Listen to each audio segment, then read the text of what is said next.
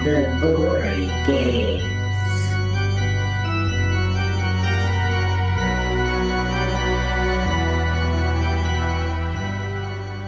Welcome back to The Gory Gaze, a podcast where two horror fans slash up and bleed out your favorite and not so favorite horror movies. I'm Stanley. And I'm Alex. And we are horny. Yes, we are. Come pop my cherry. Oh, I'm so excited to talk about this movie. Yeah. Yeah, this is a movie that I feel like doesn't get talked about enough, and I feel like it is usually kind of bastardized in a way because it was so, oh god, I guess tampered with is like an understatement, because this is one of those classic scenarios of it looked a lot different on paper than what was actually transposed onto the screen, but we'll talk about it once we start talking about it. But ladies and gentlemen and everybody in between, we are going to be talking about Cherry Falls. Yeah, and that came out. It's a little confusing because I think we're celebrating the 25th anniversary this year. It was being shopped at Cannes in May of 1999, but it didn't get a release until August of 2000. It was a summer 2000 release, but then it didn't get an actual release until November of 2000, and it was on the USA Network. August 25th was the United Kingdom release. So that's when it was theatrically released. And then October 20th was the United States release, which I believe aired on TV. Yeah, and a fun story, I actually watched the premiere on television. Of course you did. Of course. This was a big deal. I remember this being covered in Fangoria. I remember this having a huge like anticipation. Oh, I build guess. up. Yeah, and Brittany Murphy was a big deal back then. Like, I don't want to say she was fresh off of Clueless, but Clueless was 4 years before that. So this was a Brittany Murphy vehicle. And there was just a bunch of problems. There was just a bunch of editing issues because this was being marketed as a teen orgy of sorts. Woo! Yeah, and I remember very clearly marking my calendars for August 25th and then not really understanding that things happen differently overseas or over in the United Kingdom. So when we did not get the theatrical release, I was pretty upset.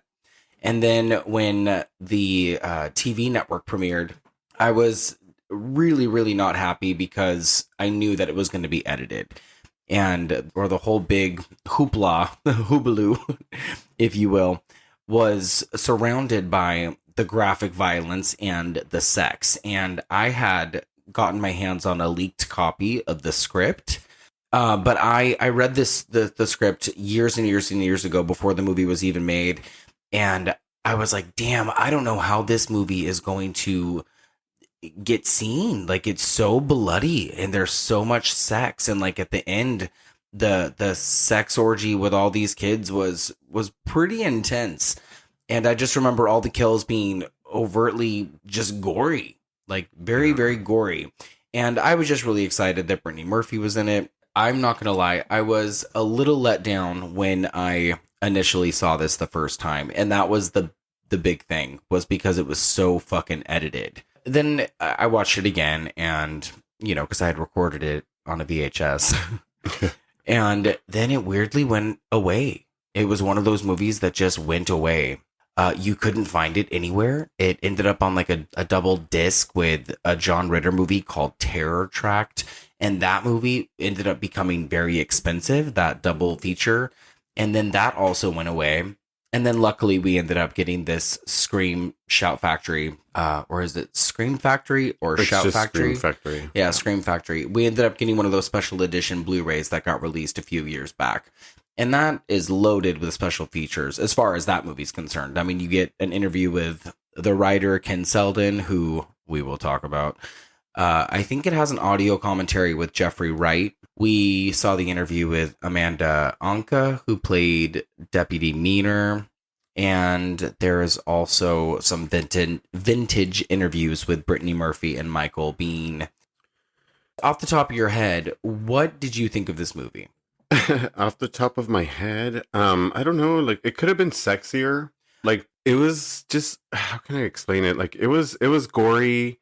Like, I don't think there was enough sex. Well, they made sex seem really gross, kind of like dirty. It's kind of like how it felt for me, because it could have been sexier. Like, there could have been more, like shots of body. Yeah, there's no nudity. There's no nudity. The only breasts that you said were there when they ripped the girl's shirt off, for one scene, just as a memory, really. Oh yeah, the flashback rape. The flashback, yeah. And that's what we get a lot of.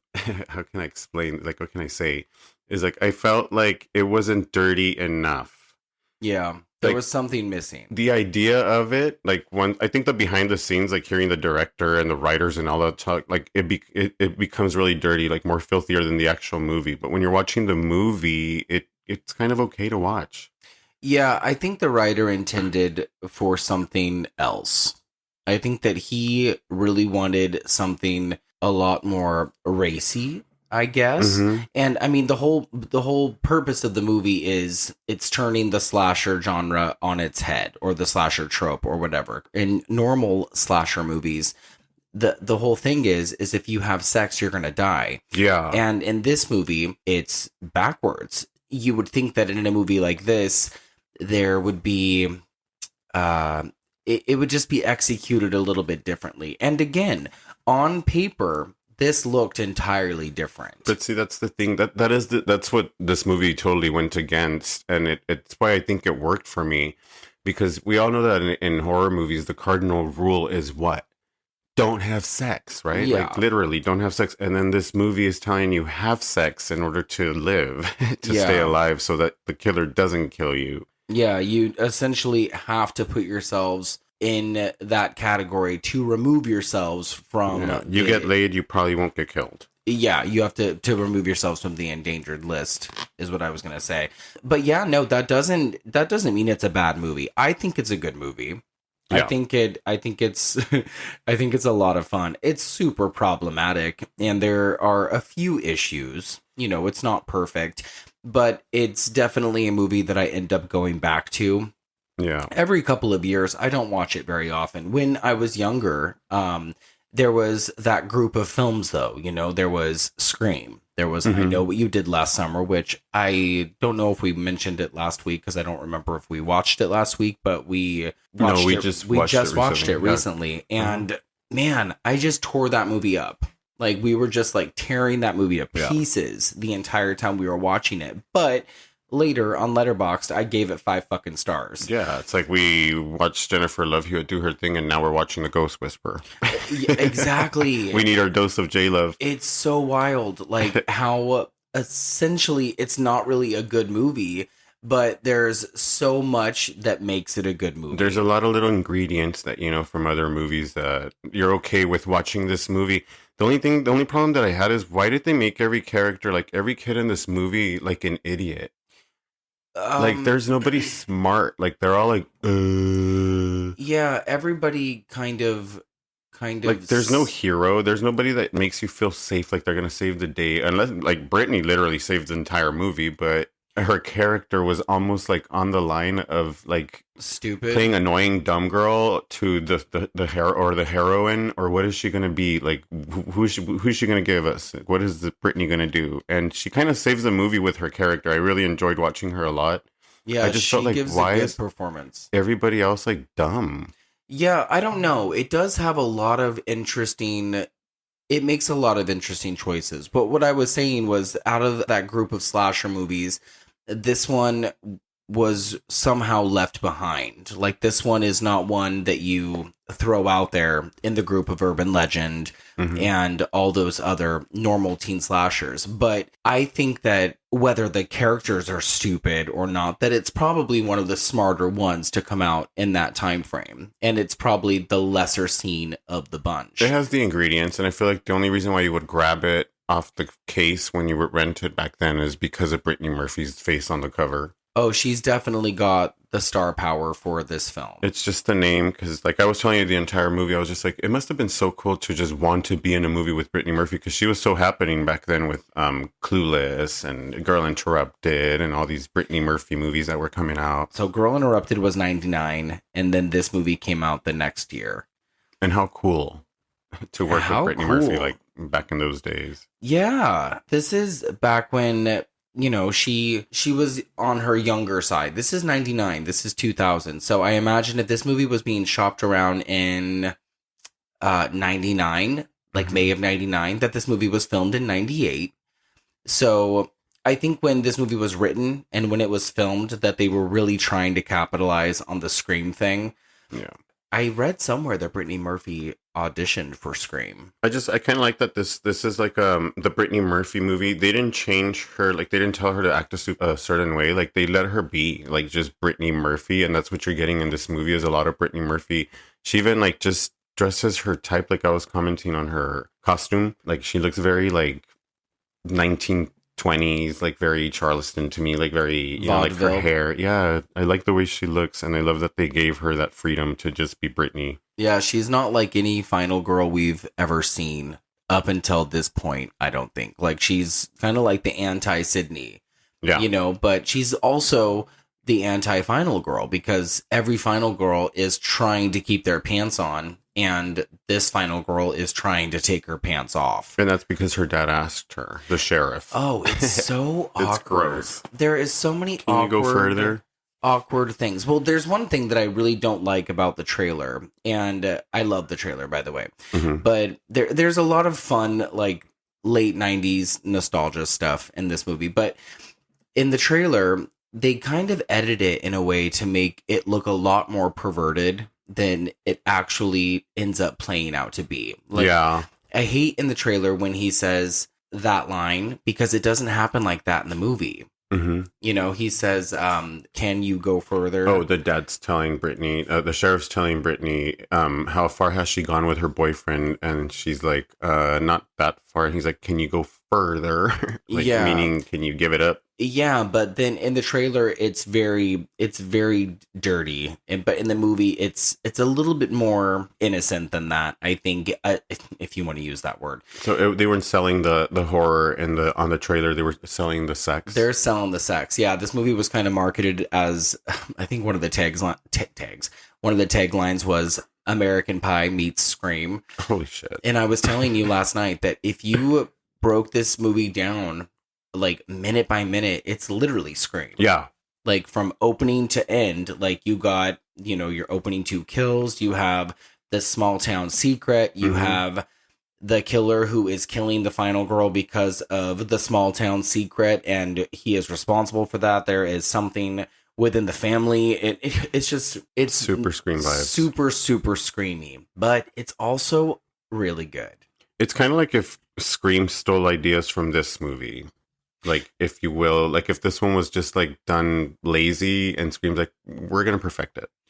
Yeah, I mean, I feel like they were written around the same time. Yeah. But also, this movie just did it differently. And I think that's what makes this movie really entertaining, is that all horror films before this were really the whole virgin lives thing. You know what I mean? And in this one, it's like, no, virgins are going to die. Like, you have to fuck in order to and not just by live. sacrifice. And we have to keep in mind that high schoolers are actually 14, 15, 16 years old. That also kind of makes it scarier for especially the parents in the movie, because you don't really consider the fact that these are actually children, you know? So I don't know, maybe watching it as an adult now, and I don't have kids, you don't have kids, so it's different for people with kids, I suppose. Watching it the last couple of days, like, I feel like it kind of struck differently just as an adult. Yeah. I mean, the whole thing is unflinchingly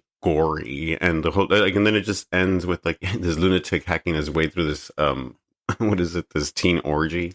Yeah. And that was a little bit of a disappointment as well, because, you know, you expect to see a whole bunch of kids just getting down, and it's not that you want to see it, but you expect that, and you don't get it. Well, they're like, the behind the scenes when they were explaining what the scene should have been with those white sheets and all the blood stains on it was much more gross to the appeal than what we actually saw. Yeah, I looked it up, and the movie, it had to be recut 5 times in order to achieve an R rating. And most of that was the orgy sequence. And then a lot more of that ended up having to do with some of the death stuff, and we'll talk about that. And see, even then, like, the orgy's not that graphic. Like, there's no naked bodies really. Like, they're all underneath like blankets. No, and sheets and that's what I mattresses. mean. There's no nudity in this movie except for the one kind of nipple I think you see from the Laura Lee Sherman woman. It's just like it gives you Harvey Weinstein vibes. Like it's just like the idea of it is gross. Like, I see what you guys wanted to do, and it kind of came out cleaner than your idea, but it's still, you guys still had that dirty idea. Yeah, yeah. Shame The guy on that you. wrote this, his name is Ken Selden. We just have to mention just what a dirty man this guy is. I don't know. We were watching the behind the scenes interviews with him, Mhm. and he was really Didn't look at the camera once. no, he was kind of fidgety, and he was adamant about this whole orgy stuff. And very Like, yeah, a good one. And that's why he wrote the movie. He said he wrote the movie specifically because he wanted to film a teen orgy. Yeah. And thank God they didn't let this guy direct it, because that was their first choice. They wanted him to direct it. And I just don't know how much more traumatized our Brittany would have been had she been at the hands of this guy. Honestly. But all the teen orgy comments that he was making were super weird. He seems like a pervert. And did you know that his favorite scene was the scene where Jody and Sheriff Markin are talking about her going further? Oh, gross. That was No. his favorite scene. And also, another thing I think that doesn't really sit well with me is that the rape scene was added after the fact.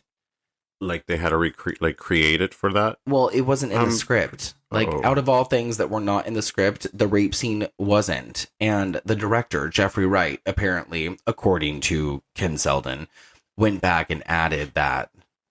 And for what? Like, I just think it's silly. That's something that could have been the monologue from Candy Clark, which is a really good moment in the film, especially between her and Brittany Murphy. So again, there are some more problems that we will talk about as the plot progresses, but it's still a good time. yeah. It's still a good time. You get a really, really good raw performance from Brittany Murphy. I enjoyed that performance extremely. Like, she does really good. And if anything, to watch this movie, it would just be to watch Brittany Murphy do her shit, because she goes fucking ape shit during this movie. It's so amazing. Like, the energy that she brings and her way of screaming and the way that she just fucking does horror is so good. I was going to say, even though she didn't think this was a horror movie, right? No, God, in the interview that she was in, she was like, "Oh, this is definitely a thriller." Yeah. But what did you say? Something about... I said that maybe she didn't want to classify it as a horror so that she can continue getting jobs after it. Oh my gosh. It's a horror movie. Yeah. It's literally a slasher film. Absolutely. Definitely a slasher film. What was I going to say? I don't know. I don't remember. Why would I know? I don't know. Yeah, that is a very good question. Oh, wow. This is another scenario where we just jumped right into the movie. And I kind of like that. So before we get more into the film, do you want to kind of give a brief update about what we've been up to? Oh, what have we been up to? What have we been watching? What do we do? We went to the movies last night and watched Stop Motion.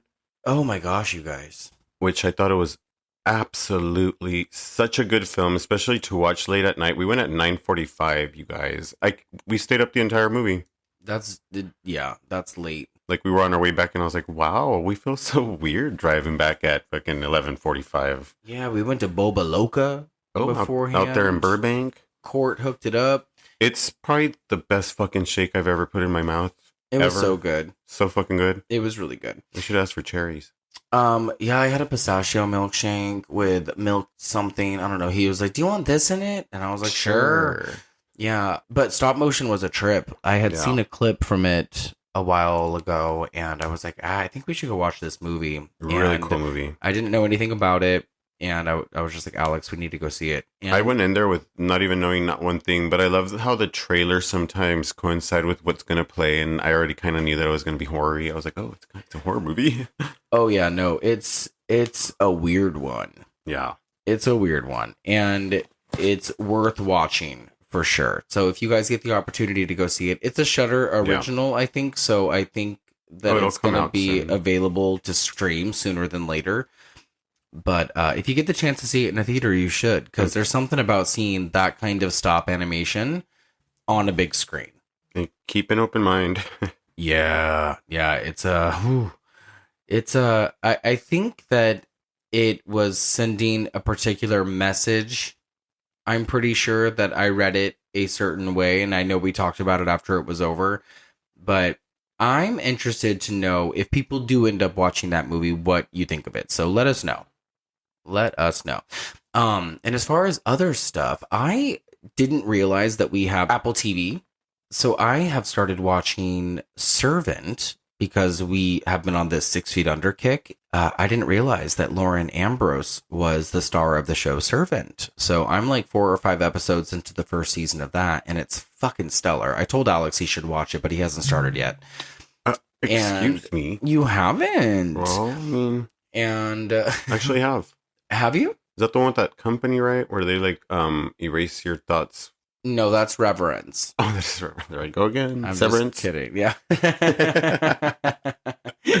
Which I'm glad you're watching that too, because I'm only on episode 2 and I'm just late to the game. I realize over the last week or so that I'm such a creature of habit that I would rather watch just stuff out of comfort. And it's not true. He's reading like 15 books. I do have 3 or 4 books going right now. But as far as movies go, I end up just watching like Return to Oz every night before bed, or, you know, we'll just watch one of the Children of the Corn sequels on repeat. It's silly. So I have made it a point lately to try to watch new stuff so I can expand my horizons, because I don't want to dumb myself down. You know what I mean? See, after watching Cherry Falls for the podcast, I was like, oh, Jay Moore, how cool. Before we put the movie into the DVD, we had I Know What You Did Last Summer in the DVD, because that was the last movie we played before this. And you were switching out the DVDs, and I was like, how funny that we were watching I Know What You Did Last Summer, now we're watching Cherry Falls with Jay Moore, which starred with Jennifer Love Hewitt in The Ghost Whisperer, and that's how we started talking about The Ghost Whisperer, and now we're watching that. So I played the first episode for Stanley last night, and he bawled the entire time. And I literally was like kind of turned over, and like and I'm not someone who like hides the fact when I'm crying, because I'm just such a big fucking crybaby and I cry over everything. But it was impossible. It was impossible to like not show emotion. The fact that I was in tears. Like it was not. Anyway, for those who are 20 years behind like me and have not seen The Ghost Whisperer, give it a shot. It's still gonna punch you in the gut. It's I think we started watching the second episode today, but I fell asleep. Yeah. We had a long day today. It was a long, fun day. We went downtown and we went to Bottega Louie. Yeah, we went to the Flower Mart. Yeah, I haven't been to Bottega Louie in years. And Alex and I had pizza and portobello fries. That shit was good. I thought they were going to be just regular fries with like little seasoning and then like portobello mushroom, just chunks on top. No, they actually brought portobello fries that were like fried portobello. Yeah, it was Mushrooms, good. So good. It was good. And yeah, like Alex said, we went to the flower market, and I have never been to the flower market. I've been downtown because I'm no bitch, but I've been told I took him to Skid Row. I've been to Skid Row. I say it all proudly, but I've been there. I have been there. But yeah, so it was a good day, and then we came home and fucking knocked out. We knocked out for like 3 hours, and it was the same thing that happened last week. We ended up taking like this long, insane nap, but it's the time change. Calm down. The time change. Also, Stanley wrote an entire musical at the fucking Flower Mart. Oh, like, what is going on? My God, you guys, I was so stoned. I was rolling around just inventing this. Singing at everybody. I had full-on songs going. He had songs for the lady selling the mangos, the guy on the wheelchair, like the guy guy selling drunk lady, Celeste. Yeah, plastic balls over there. It was weird. It was intense. So nobody steal that idea because I shouldn't have told anybody. No, they don't even know what it's about. It's about the flower market. And the love triangle. And, should I just give quiet. Damn, No more. there I go. No more. Okay, no Anyway, more. you all know too much. It's going to be really good. Yeah. I'm going to co-partner with Taylor Swift. Look for it. Summer of 2034. I know. We have a long way to go. Do you have anything else you want to throw out there as far as our upkeeping goes before we get into our favorite part of the episode? Not necessarily. All right, cool. Well, then why don't you take us into The People Under the Stairs. Okay, here we go. Cherry Falls is a 1999 American slasher film directed by Geoffrey Wright and starring Brittany Murphy, Jay Moore, and Michael Biehn, and written by Ken Selden. Produced by Marshall Persinger and Ellie Selden. And it has a bunch of celebrities here, too. We have so many stars in this movie. Cinematography, we have Anthony B. Richmond. Yes, and I'm going to throw it out there right now that Anthony B. Richmond is a very, very well-known cinematographer. He did a lot of work with Nicholas Roeg, who is a very famous director as well.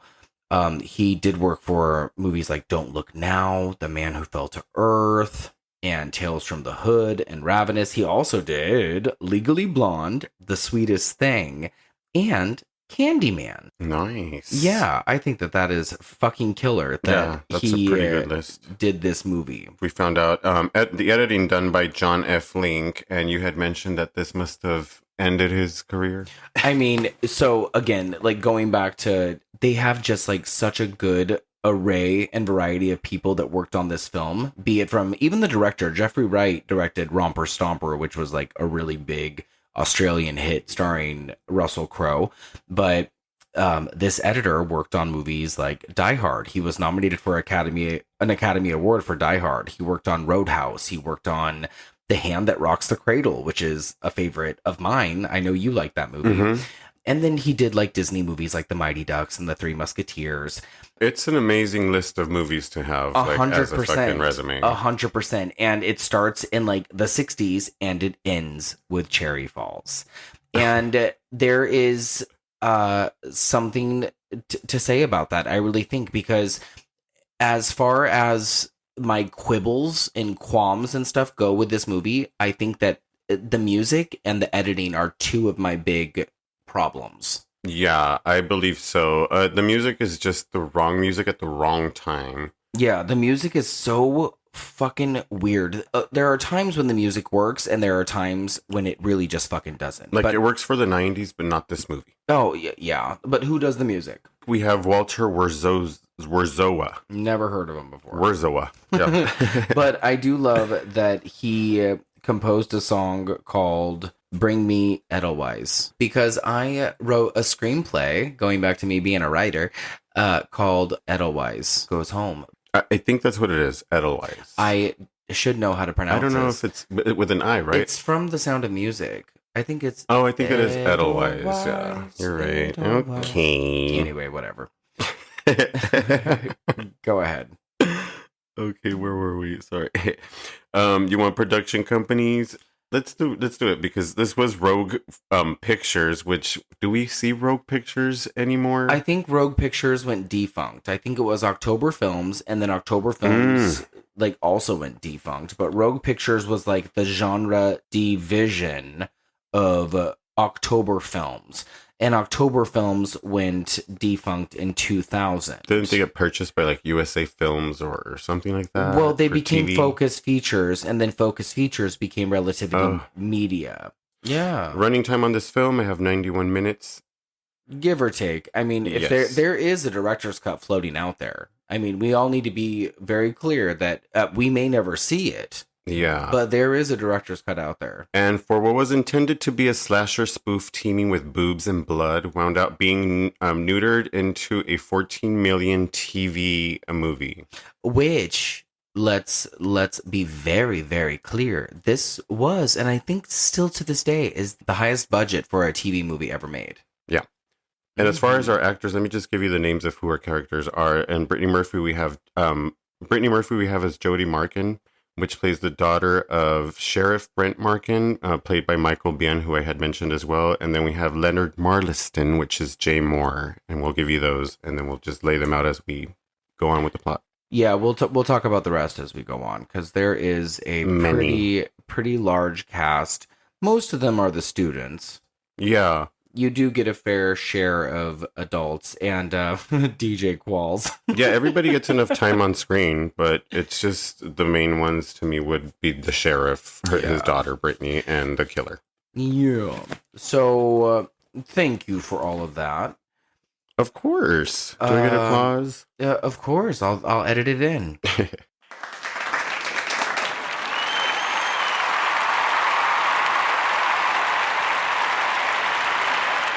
I love that this is an anniversary of sorts. We have 25 years of Cherry Falls. Who would have thought that 14-year-old Stanley was going to be in a world where there was 25 years of Cherry Falls?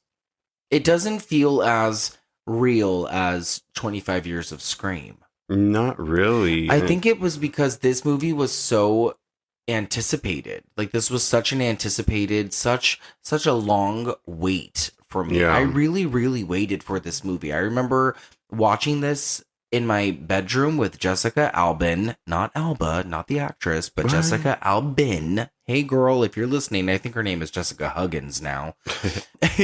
But even then, I remember thinking, God, this should have been something different. I wonder what this could have been. Yeah, really? Forgive the rant. With that being said, this movie, they were looking at a couple of different directors, but they ended up going with Geoffrey Wright, who is an Australian director who does not have an extensive filmography. He's only directed maybe 5 movies, Cherry Falls included. The last movie he directed was in 2006, which was a version of Macbeth starring Sam Worthington. That is probably not bad. I like Macbeth. That's one of my favorite Shakespeare plays. Yeah. I'm not very familiar with him or his work, but I do think that he's got a good visual eye. I mean, I don't want to hold him responsible for the way that the movie is edited, but this movie plays out like a slasher. Yeah, it really does. You know, and I like the way that it moves. It's fast. It doesn't feel like 91 minutes. I feel like it goes a lot faster. Yeah, I think so. I would agree with that. Than an hour and a half. Yeah. And you're not wrong. Like, this movie is pretty well made. Like, I appreciated it. I really liked the movie. It's not bad. It's got a great crew. Mhm. You know, it's got a well-known crew and people who have worked hard in the industry. It's better than The Faculty. Hey, What? I wouldn't go that far. It's better than The Faculty. You really think so? Yeah. I like The Faculty. I can't watch The Faculty. What? I can't watch that Wait, movie, dude. hold on. We're going to hit pause I just for cannot just a watch second. that movie. Can you tell me why? I can't. It just bores me. Boring? Well, it's a bores me. totally different vibe. I mean, that's a fucking alien high school movie. Yeah. I saw that movie opening day, 1998. But I don't know why, like, when I started watching Cherry Falls, because of how dark it's filmed, it reminded me so much of that movie. Like, they just look so similar, like the towns and like everything is just so dark. The town really reminds me of Juneau. Like, if you, Yeah. I will never forget moving to Juneau, Alaska. In the moment that I first saw downtown Juneau, I was like, holy fucking shit, this is Cherry Falls. That was literally the first thought that crossed my mind. That's really cool. I think that the location is perfect. I think that the small town vibe works really well. But Yeah. I do not like the use of what they call Cherry Falls. I think that kind of... I would have preferred like a waterfall. Well, or, it's more of the idea of you losing your virginity, right? Like the Cherry Falls. well, is like, I know that it's a play on words, but like where like the Lover's Lane type of area Yeah. is, where Yeah, Rod and I Stacey see what are. you mean. I think that they could have used like a different place for quote unquote Cherry Falls. Yeah, I You see, know what, what I I see mean? what you're saying. But they filmed this movie in Virginia. They filmed it in Richmond, more specifically. We got to go to Richmond. I just think Virginia would be a really great place to visit in Me too. general. So yeah, according to Wikipedia, The production was a fun one. They said that the film set was not very exciting and was deemed as tense, especially by writer Ken Selden. It was a tight production shoot. They only had 30 days, but they definitely fell behind, which caused budget issues. While Geoffrey Wright kept the script relatively unchanged, he rewrote the final orgy scene. And that really upset Ken Selden, which is something we already talked about. That's what he was saying during that behind the scene things, that he struggled mightily with the shooting schedule as well. So then some key moments in the screenplay were either never shot or heavily compromised just to get something in the can. Like, well, yeah, like I know that you had mentioned earlier that he wanted the sea of blankets, or the sea of white sheets with the blood splattering. So right before we find out who the killer is, what's her name? Brittany Murphy and her boyfriend run into this room where the orgy's happening. It's finally happening. It's so gross the way it's like so quiet in there, and it does sound like everybody's just having sex, but not really. It's just I was gonna say, does it? They're all in the same moment. It's just so gross. But you don't hear like no like orgasms happening. Nothing like that's happening. It's really like just like they're just making out. You know what's funny is you don't hear no pain. You don't hear no pain. Yeah. You don't hear no, I mean, considering this is a pop your cherry ball. Yeah. I'm a gay male. I've never had sex with a woman, but I can imagine that I have. There would be some squealing. You've had sex with a girl? I've had sex with 3 girls. Oh my God. We're not going to find that out on the podcast. Well, we just did. You guys, Alex would survive. Yeah, I would survive totally. And so would you girls. I wouldn't. I wonder, those 3 girls. I wonder if it would have been like the gay crowd would have been a different. We would fight back. We'd be like, "Aye!" Well, just like how throwing stuff. Aye! But I wonder if it would have been different. That's my wig, bitch. Because, take it off. Because Timmy ends up getting his. Wait, but we were talking about before all this stuff. But hold a Timmy thought. Okay, yeah. Sorry. Before she walks in with the killer, see how we veered off. Yeah. That they were supposed to walk into this room where they're having sex, but they're all covered in blankets on top of mattresses and stuff. But the director first wanted, it was the director, right? Yeah, he wanted this room to have white sheets. The writer, wanted white sheets initially, with red blood stains, here and there, just splattered. So it kind of simulates cherries being popped. Yeah. Which is just disgusting. The idea and hearing it was just so gross. Can you imagine seeing it? You guys need to Google Ken Selden. Yeah. And see what this guy looks like. And if you ever get your hands on a copy of this DVD, definitely check out this guy's interview and let us know if you would want to be in a movie that he wrote. I mean, if you don't watch this movie for the idea of the plot, watch it for Brittany Murphy's performance, period. But if you don't want to watch it for either one of those, I would suggest watch the behind the scenes first and learn about how gross the film is, and then watch the movie and the ideas that they had for what actually played off in the movie. I raise you, Google the script, What? Find the script, read the script first, and then watch the movie. Oh, that's gross. Yeah, because the script is really, it's just they're very similar, but they're different entities. Okay, yeah, you rose me that one. Do you want to give us the Rose? Rose me. Rose, I forbid it. Do you want to give us some numbers? Let's see. For Rotten Tomatoes, I have 63%. And for IMDb, I have a 5.2 out of 10. Okay. I have an audience score of 40%. I think that the Rotten Tomato score could have been a little bit higher. Scratch that shit out. No, that's okay. I think that it's not a well-known movie. You know what I mean? I think it's the whole TV idea that it released that just kind of ruined the numbers. It just wasn't a thing. Like, that wasn't something that happened to this day, time. Even if you watched it like back then and you would have kids, is this something you'd suggest to them anyways? Like, no. Lose your virginity so you don't die. So it's like everybody kind of killed this movie off because of the idea of like, I don't want to ever tell nobody lose your virginity and you won't die. I mean, it's controversial. It's definitely controversial for sure. Ugh, God. I'm pretty sure the only folks watching this film right now is Brittany Murphy fans, period. I mean, and maybe other people fans, you know, I mean, Michael Biehn is in this movie. He's huge. He's a big James Cameron guy. He was in The Terminator. He was in Aliens. Don't get me wrong. I mean, the movie's fucking badass. It's really cool. It's just the music kind of like ruined moments like that for me. But I think I can get over it so quick because I'm telling you, Brittany's performance was fucking amazing for me. I was going to ask you, were you surprised by the killer reveal? Absolutely, yes. Really? Because I had like three of them. I had the idea of three of them already being the killer before the reveal. I had no idea it was who it was. That's so funny because I remember watching this the first time, and I feel like I already knew because I had read the script, but even watching it, I was like, wait, what if it was one of those situations where the Scream 2 script had been leaked so many times and it was a different killer in all the different drafts?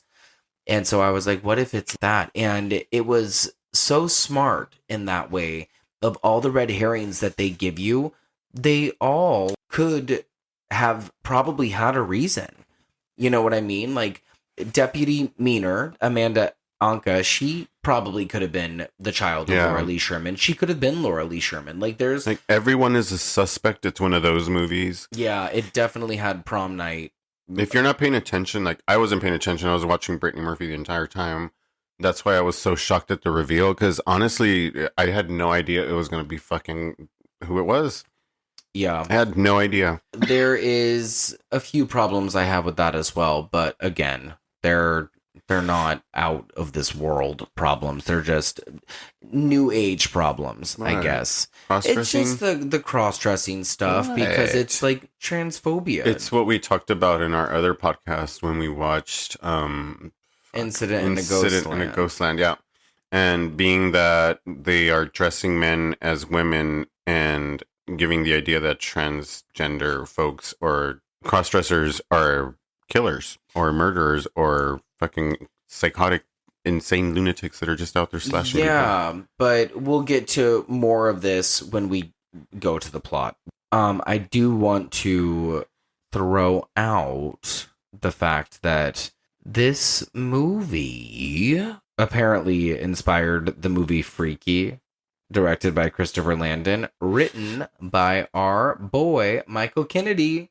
No way. Yeah. Oh. Now, I don't know necessarily how this inspired it because they are very different movies, but that is something that is on Wikipedia as well. It literally says, Legacy, Cherry Falls inspired the 2020 slasher comedy film Freaky, directed by Christopher Landon.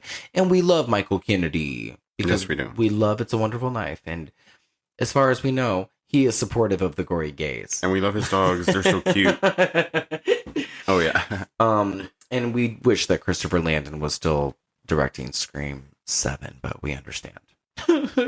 Speaking of Scream 7, what was that girl's name again? I couldn't get her damn name. Melissa Barrera. Melissa Barrera. Why can't I get it? I already knew. Yeah, that's funny. The girl from Stop Motion. Oh, the girl? She's Irish. Did she not give you Melissa like face? She does. Right? Like I saw it all over her face. I was like, holy shit, that looks exactly like her. Like she has the same face. Like go see Stop Motion. Yeah. I made the whole time I was thinking of the ending of Friday the 13th Part 3. And then I made Alex watch the ending of Friday the 13th Part 3 today. And I was like, do you see it? Like it was one of the, he asked me so much I had to agree.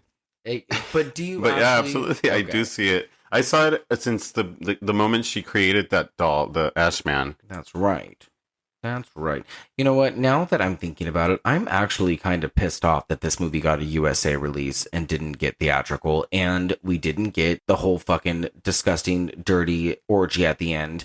14-year-old Stanley really wanted to see that. Ew. I don't know how comfortable I would be seeing that today, but knowing that everybody is 23, 24 years old playing 17-year-olds. Worse shit. I know, but whatever.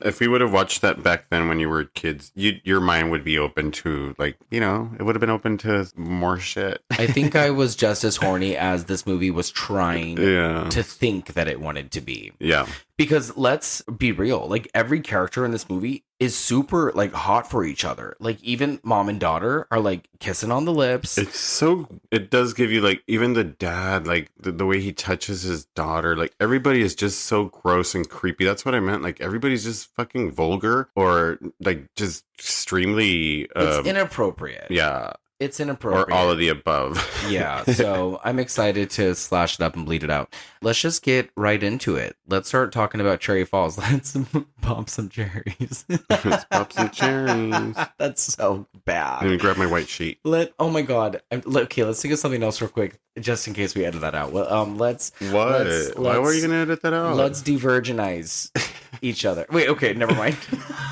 Crazy. Cherry Falls. Let's try to stay alive and pop our cherries. I'm fucking dead. Cherry Falls goes like this. It was a dark and scary night, kind of like tonight.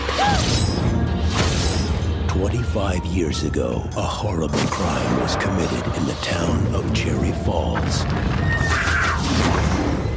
Now, You haven't heard about Rod and Stacy?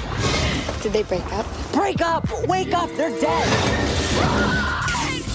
what their parents hid in the past Nobody has seen or heard of her for over 25 years. Mom, do you know anything about a woman named Laura Lee Sherman? No. Why? is haunting the present. Who is it? Is your mom home? No. She didn't tell you I was coming by. 4 teenagers have been killed, a 5th viciously attacked. All victims appeared to be virgins. Everyone's decided to take themselves off the endangered species list and have sex. I need to ask you a personal question about how far you've gone, base-wise. Can you go further?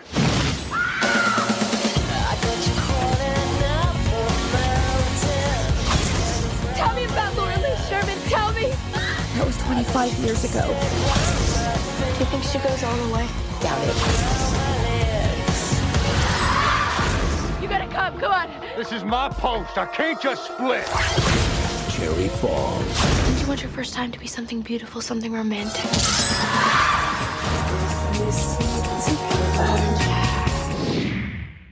You know, it's funny. I just realized that in the trailer and in the movie, whatever, the whole thing is 25 years ago, 25 years ago. And this movie came out 25 years ago.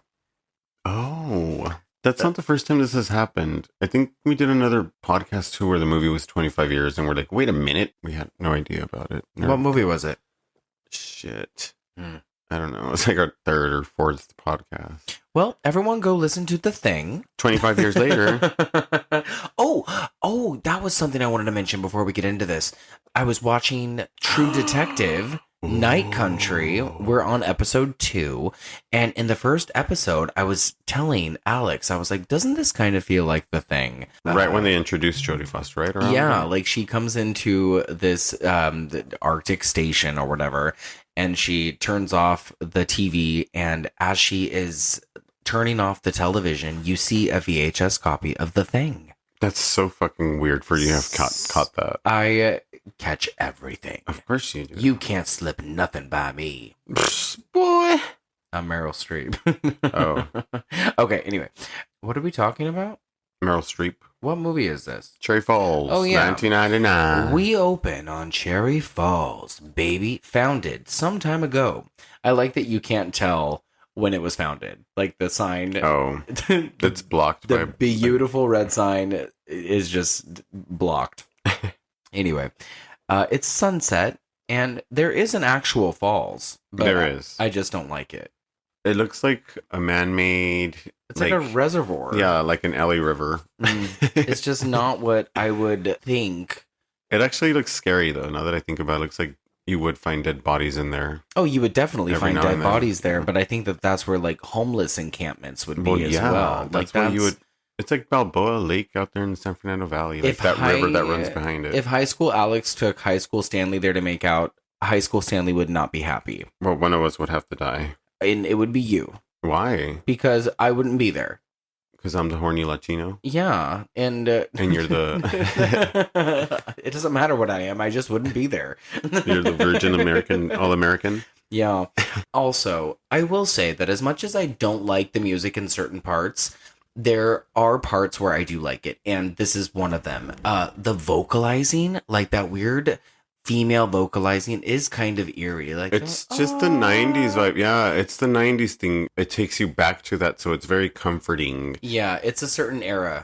Right? It's an era thing. Nobody else would get that. Yeah, so we meet Rod and Stacy, played by... And Brie Blair? Oh, yeah, you're right. I was like, wait, is that really a person? And who plays Rod? Jesse Bradford. Such a Why couldn't I get cutie. it? Yeah. Did you Yeah. recognize him from Bring It On? Yes. You're just what I need. You're just what So I yeah, need. but he wasn't my favorite in this fucking movie. Well, this was the surprise. And he was a teenage heartthrob. That's what you're saying. And this but is the yeah. thing. He is the Casey Becker. He's the the cutie, Yeah. like kind of star that dies at the beginning. I know. Okay, anyway, fine. I know what you mean. Okay, so we meet them, and they're making out in Rod's car at said falls. Rod is spewing some weird shit about desolated planets and Zuniabalax. So what the fuck are they talking I about? have no idea. Like, he's literally spitting the weirdest sci-fi bullshit. It's one of those, we're going to die, so we need to have sex. Yeah, like I wrote It'll in my be our notes, last time. AKA trying to get Stacy to fuck her. Yeah.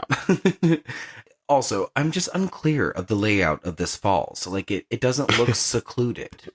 Like, No. I want Cherry Falls to be secluded. Oh, well, okay, I guess Cherry Falls is the name of the town. It's not the name of this spot. But Right? you would think, yeah. No, Cherry Falls is the name of the town because that's what the sign says. Yeah, Like, so entering if these Cherry kids Falls, are going to go, like, to Lover's Lane, they're not going, hey, let's go to Cherry No, Falls. that's a certain spot there now. So Like- it would be like Willows Creek. I or- wonder if there's a part where they're like, hey, meet me at the falls. Yeah, something like that. I wonder if I just missed it. That would I happen. think there is a part actually where Deputy Meaner tells him, "Hey, I'm at the falls." Whatever. I'm overanalyzing. It doesn't fucking matter. We're at the falls, okay? We're at Cherry Sure. Falls. Wait, you just said Cherry Falls. So I know, I are we did. saying Cherry Falls or No. not? Okay, moving on. There's a car in the distance that sneaks up on Rod and Stacy. Rod goes to investigate, thinking it might be someone he knows. Perhaps Ben or Mark? It's not Ben or Mark. It's not. No, it's a woman with black hair and a gray streak down the front. It's very stylish. And she smashes her door into his face and then stabs him repeatedly as Yeah. Stacy watches helplessly from the front seat. It happens very fast. I thought honestly that he was gonna push the car into the lake. What I do you- really wanted that to happen. Like, like like ram the car into the like after he killed the what's his name, Jesse Oh, Rod. You thought that he was just gonna drive. Oh, you thought she was just gonna drive. No, I thought the killer was gonna ram his car into their car and push their car into the water with her in it. That Like, would've been you know, cool. because she locked herself in the car. So he's like, "Oh yeah, bitch." So he gets back into his car and then turns on his car. And just kind of like pushes the car into the lake. That would have been pretty rad. But That I kind would've of been like the way rad. she died better. Yeah. Well, Rod crawls back to the car, and when Stacy tries to let him back in, he is viciously finished off, as is Stacy. There's lots of sound effects. We get lots of weird, choppy, fast editing that I don't love, but it works, I guess. I don't know. I hate the title card, by the way. Why? The way that it says Cherry Falls. yeah. It's so Lifetime. Mhm. It's so, like, elementary. Yeah. I don't love it. I think out of the slew of movies that came out in this time period, this is probably my least favorite of like all those opening kills. Like, I don't think it's all that great, but I think it's fine. It's a little it's the acting. I think. It's just tame. Yeah. I think it's pretty tame. I think that it could have been a lot more graphic. I think especially given movies like Scream and even the sequels, I think that we had seen a lot worse, and I don't know why. Oh, you know what? I think I do know why. I think it was Columbine. Hey. I think, no, I'm dead serious. I think Columbine High School, the shooting that happened, I think that they probably had to tone down a lot of the violence because of that. You're right. The timing is what you're talking about. Because Scream 3 suffered a lot of edits and stuff as well. And they pushed back that movie because of Columbine. And I think that maybe the year 2000 just wasn't terrific for horror films. Maybe so. I think that could have had a lot to do with it. There's that. We move on to Jody and Kenny. Jody is Brittany Murphy, and Kenny is who, Alex? Gabriel Mann. Gabriel Mann, our 39-year-old, 17-year-old heroin addict. Yes. Oh, boy. They are making out, and this is literally the same thing we just saw, but this time we have Brittany Murphy. Rest in peace, baby But he's girl. telling her that he wants to see other people here, right? He is pressuring her to have sex, and when she declines, he says that he wants to break up with her. It's time to see other people. And then it gets even more awkward because Mrs. Markin, Jody's mother, played by... She is something else. Candy Clark. She pulls up behind them and then gets out and basically interferes with whatever's happening with them anyway. And it's all horny and weird. Yeah. The interaction between Mrs. Markin and Kenny, the interaction between Jody and Mrs. Markin. Like, this is the part that I was talking about where they kiss directly on the lips. It's super weird. So, she comes up the steps and the mom's just waiting for her, and then they both just kiss, but like very... I don't like the kiss. Like it's nothing. Weird. Like it's not a big deal. Like, you don't kiss your mother like that. It's like you don't see it. You don't see you don't see a daughter and mother. You see these actresses like kissing. But maybe this is just a very close mother-daughter. Maybe. No, I mean, yes, of course, that's the idea. But all I saw was Brittany Murphy and this woman kissing in the lips. Yeah. Like I didn't see it as like, oh, I believe it's mother and daughter. This woman doesn't convince me that she's Brittany's mom. Yeah, I understand. But I do love Candy Clark. Yeah, she's great. But she doesn't convince me. Love Candy Clark. And for those who don't know who Candy Clark is, she is a fellow Gemini, even has the middle name June. Oh, what a small ass world. She was married to Jeff Wald. Who's Jeff Wald? Jeff Wald was Helen Reddy's ex-husband. And Helen Reddy was one of my favorite people in the world. I'm about to ask, who's Helen Reddy? You don't. I'm totally missing. You don't ask that.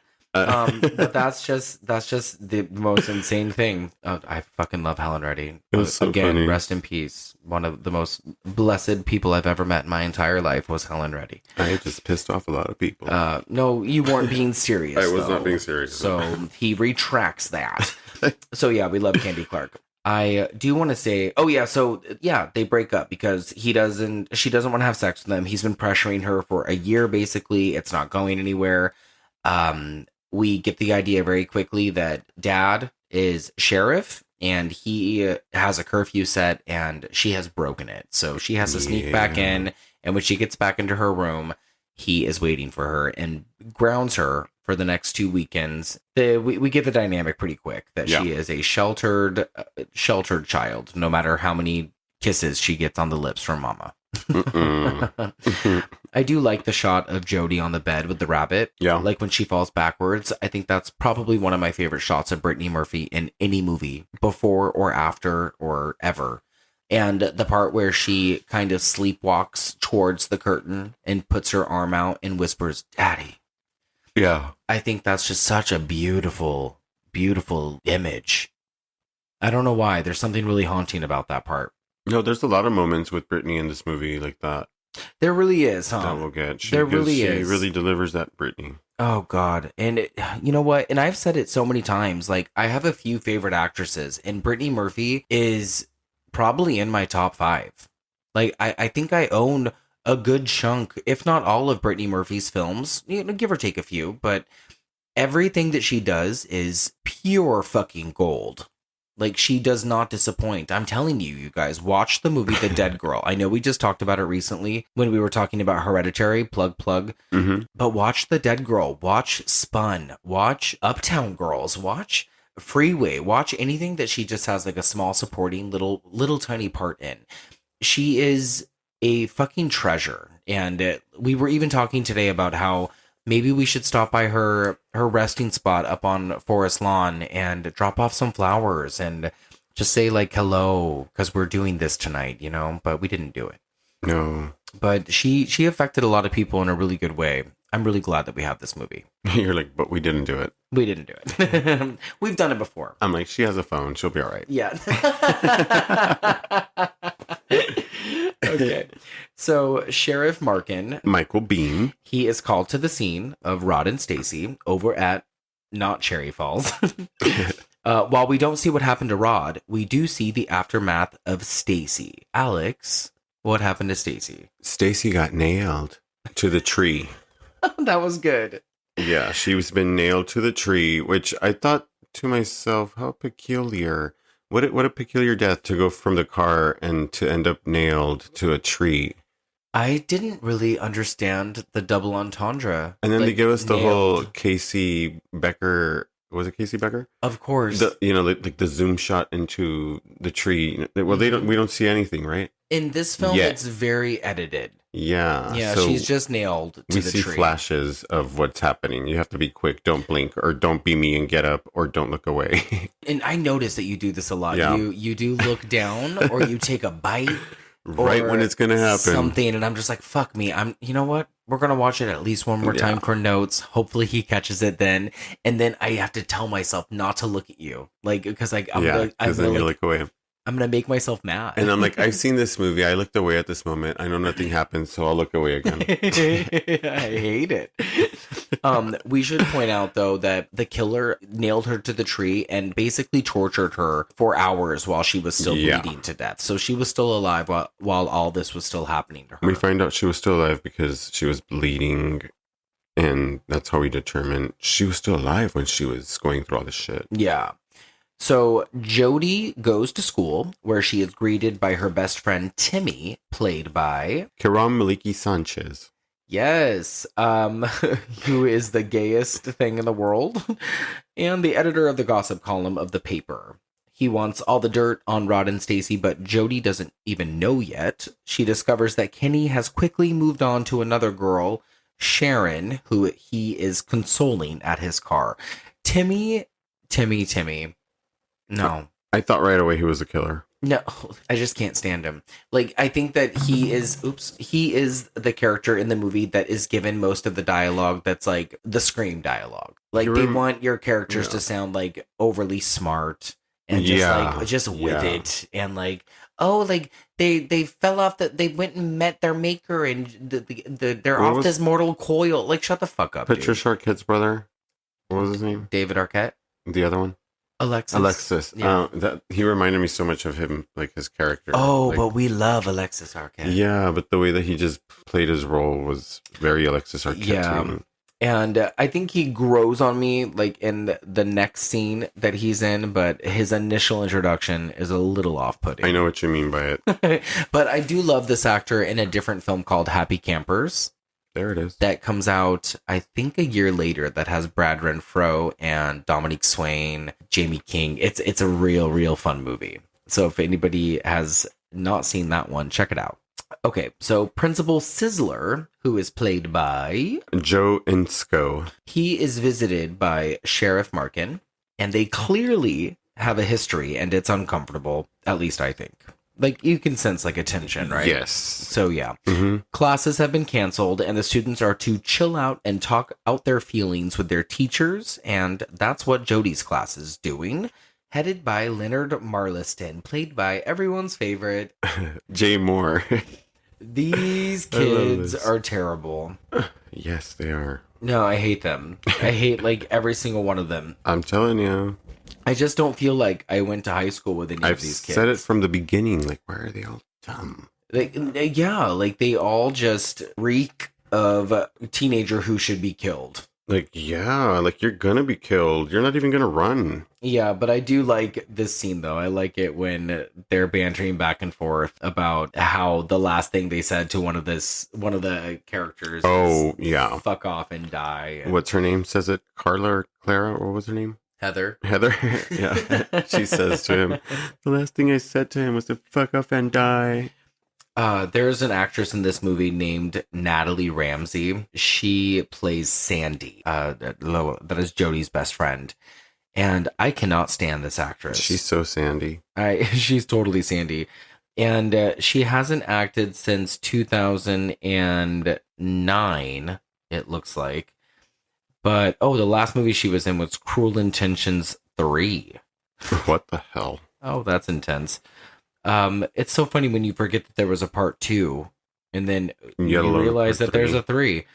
But I just can't stand her. I realize that when I watch this movie that she's also a big pet peeve of mine because I just don't think she's a good actress. And then she really ruined Children of the Corn 6 for me. Can you imagine her in Cruel Intentions 3? I can. It'd probably be annoying. It's like Wild Things 2, 3, 4. No. Oh, God, it's those. Ben and Mark are the friends that Rod mentioned earlier, and they are played by Douglas Spain and Michael Weston. Yay. They are also in this class, and all the kids, like I said, they're bantering back and forth. The writing is very screamy, and we're just establishing a core group of characters that we probably are not going to care about, but Jodie has to have a friends group. Yeah. I am glad when Marliston shuts Ben up with his scarf. Oh, that's kind of gross to me. It's a dirty ass scarf and you just put it in somebody's mouth. Oh, I thought you meant because the teacher accosted the student. No, not at all. I think they would get along like that. Like, there's always that cool teacher. There is. Right. Who was yours? Mr. Vela from Really? high school. Yeah. Science teacher. He was super fucking cool. We had an English teacher that reminded me of Mr. Marliston. His name was Mr. Fisher, but I think that he was fired for something. I had a Mr. Fisher for 4th grade. Oh, my 4th grade teacher was Mr. Sauter. He was my favorite teacher in the world. And then Sauter Fisher. Oh, wow. Oh, shit. No. And then Miss Elizabeth Ruthie came along. So Sheriff Markin comes to the class to ask the students to come forward with any information about the murders. But of course, nobody has any. Daddy? She says daddy a lot. See, Yeah. and that's another like horny thing. Like, Yeah. we have a full grown ass girl. Every time she addresses her dad, it's daddy. Daddy? Oh, Lord. There's lots of advertising for Coke. Not cocaine, but like Coca-Cola. There's like Sprite cans, Coke cans. Did you notice that during the lunch period? No. I did. So Jodie gets Sandy to talk to Mark because all she does is stare at Mark. But Mark could care less because he is high. Yay, Mark! Annette comes in. Annette is played by Clementine Ford. And I don't know who Dylan is. I don't think Dylan is even listed. Where's Dylan? Oh, you don't think he's listed? Yeah, if you could find out who plays Dylan. Annette comes in and finds Dylan and smacks the shit out of him for spreading rumors about sucking his dick. He's not listed, so he's not important. I don't know who Dylan is played by. And then we get all those dick jokes. So we get another fellatio dick joke. I love how we've covered so many movies where they mention like a fellatio thing. If you can't beat him, join him. What was the other one? It was Black Christmas. And then there was another movie that we talked about. Yeah. That had to do with fellatio. What was it? It was recently. It was. Was it Cam? Was it Cam? What part was it, though? Fuck, I have no idea. I don't even know if it was. We were talking about another movie during Cam. It's something happened. Yeah. Yeah, either way. I feel like that comes up a lot. I love the vibe of this small town, though. Yeah. It's something about a small town, man. Like, it's like when you go to Solvang. Oh, hell yeah. You know, like the what? small Like, town vibe. Do you get like Solvang vibes from this? Yeah. Yeah, like kind of like I know what you mean by small town vibe. Like I know where you're going with it. Yes. Yeah. So a killer with painted nails sharpens a tool. Because why not get your nails done, girl? Mm-hmm. So we are under the impression that the killer is female. Annette's parents leave her for the evening alone in her big house while the killer's car waits outside. She's a virgin. Mm-hmm. Listening to slow oldies music. These next few minutes are kind of weird. It intercuts back and forth between Annette's house and what's happening there, and then Annette's parents. Annette's parents are meeting another couple. They are getting kind of horny with the other couple and like like hugging them and like spilling wine on each other. And at the same time, the killer is knocking on Annette's door, asking if she can come in and leave a note for Annette's mother. And she is saying that her name is Laura Lee Sherman.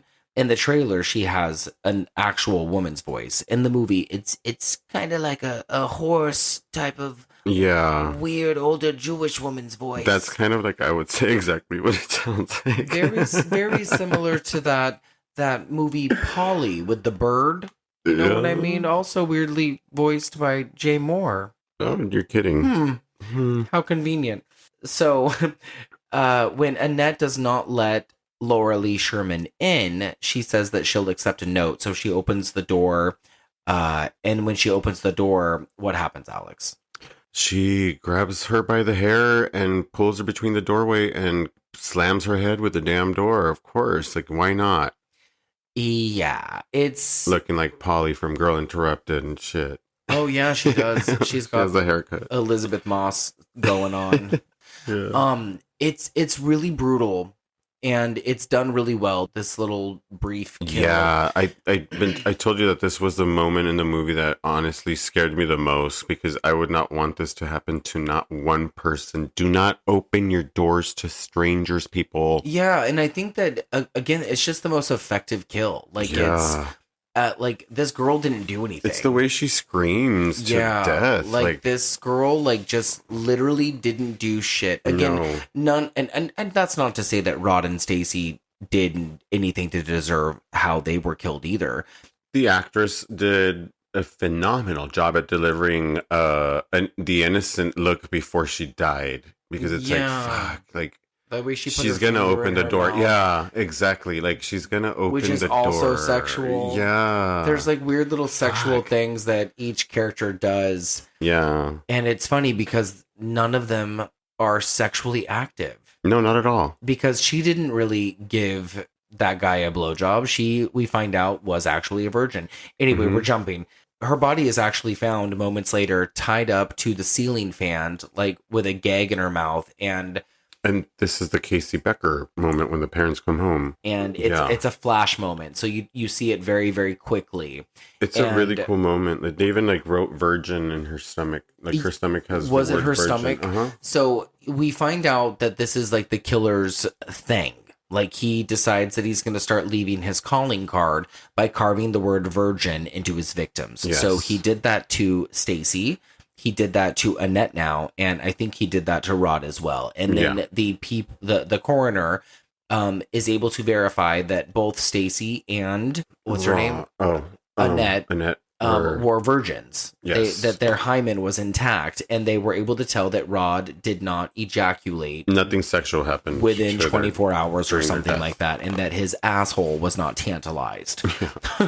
Still perfectly intact. It's kind of interesting that we are getting the genre, that rule that has been established so heavily by Scream.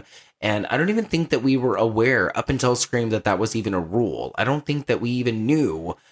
I don't think that writers really grasped that was something that was like a known thing, that you had sex, you died. You know, so it's kind of fun that they went against it, you mean? Yeah. I like that that's something that got flipped on its head here. It makes sense. I mean, because why not? In this movie, it makes sense. I personally haven't seen it because it's a cardinal rule. You take your clothes off, you're gonna die. Yeah, exactly. It's always the opening to movies, like the horror movies. Mainly is like somebody's fucking, they're gonna fucking die. Yeah. What was I gonna say? Somebody's fucking, they're gonna fucking die. Oh yeah.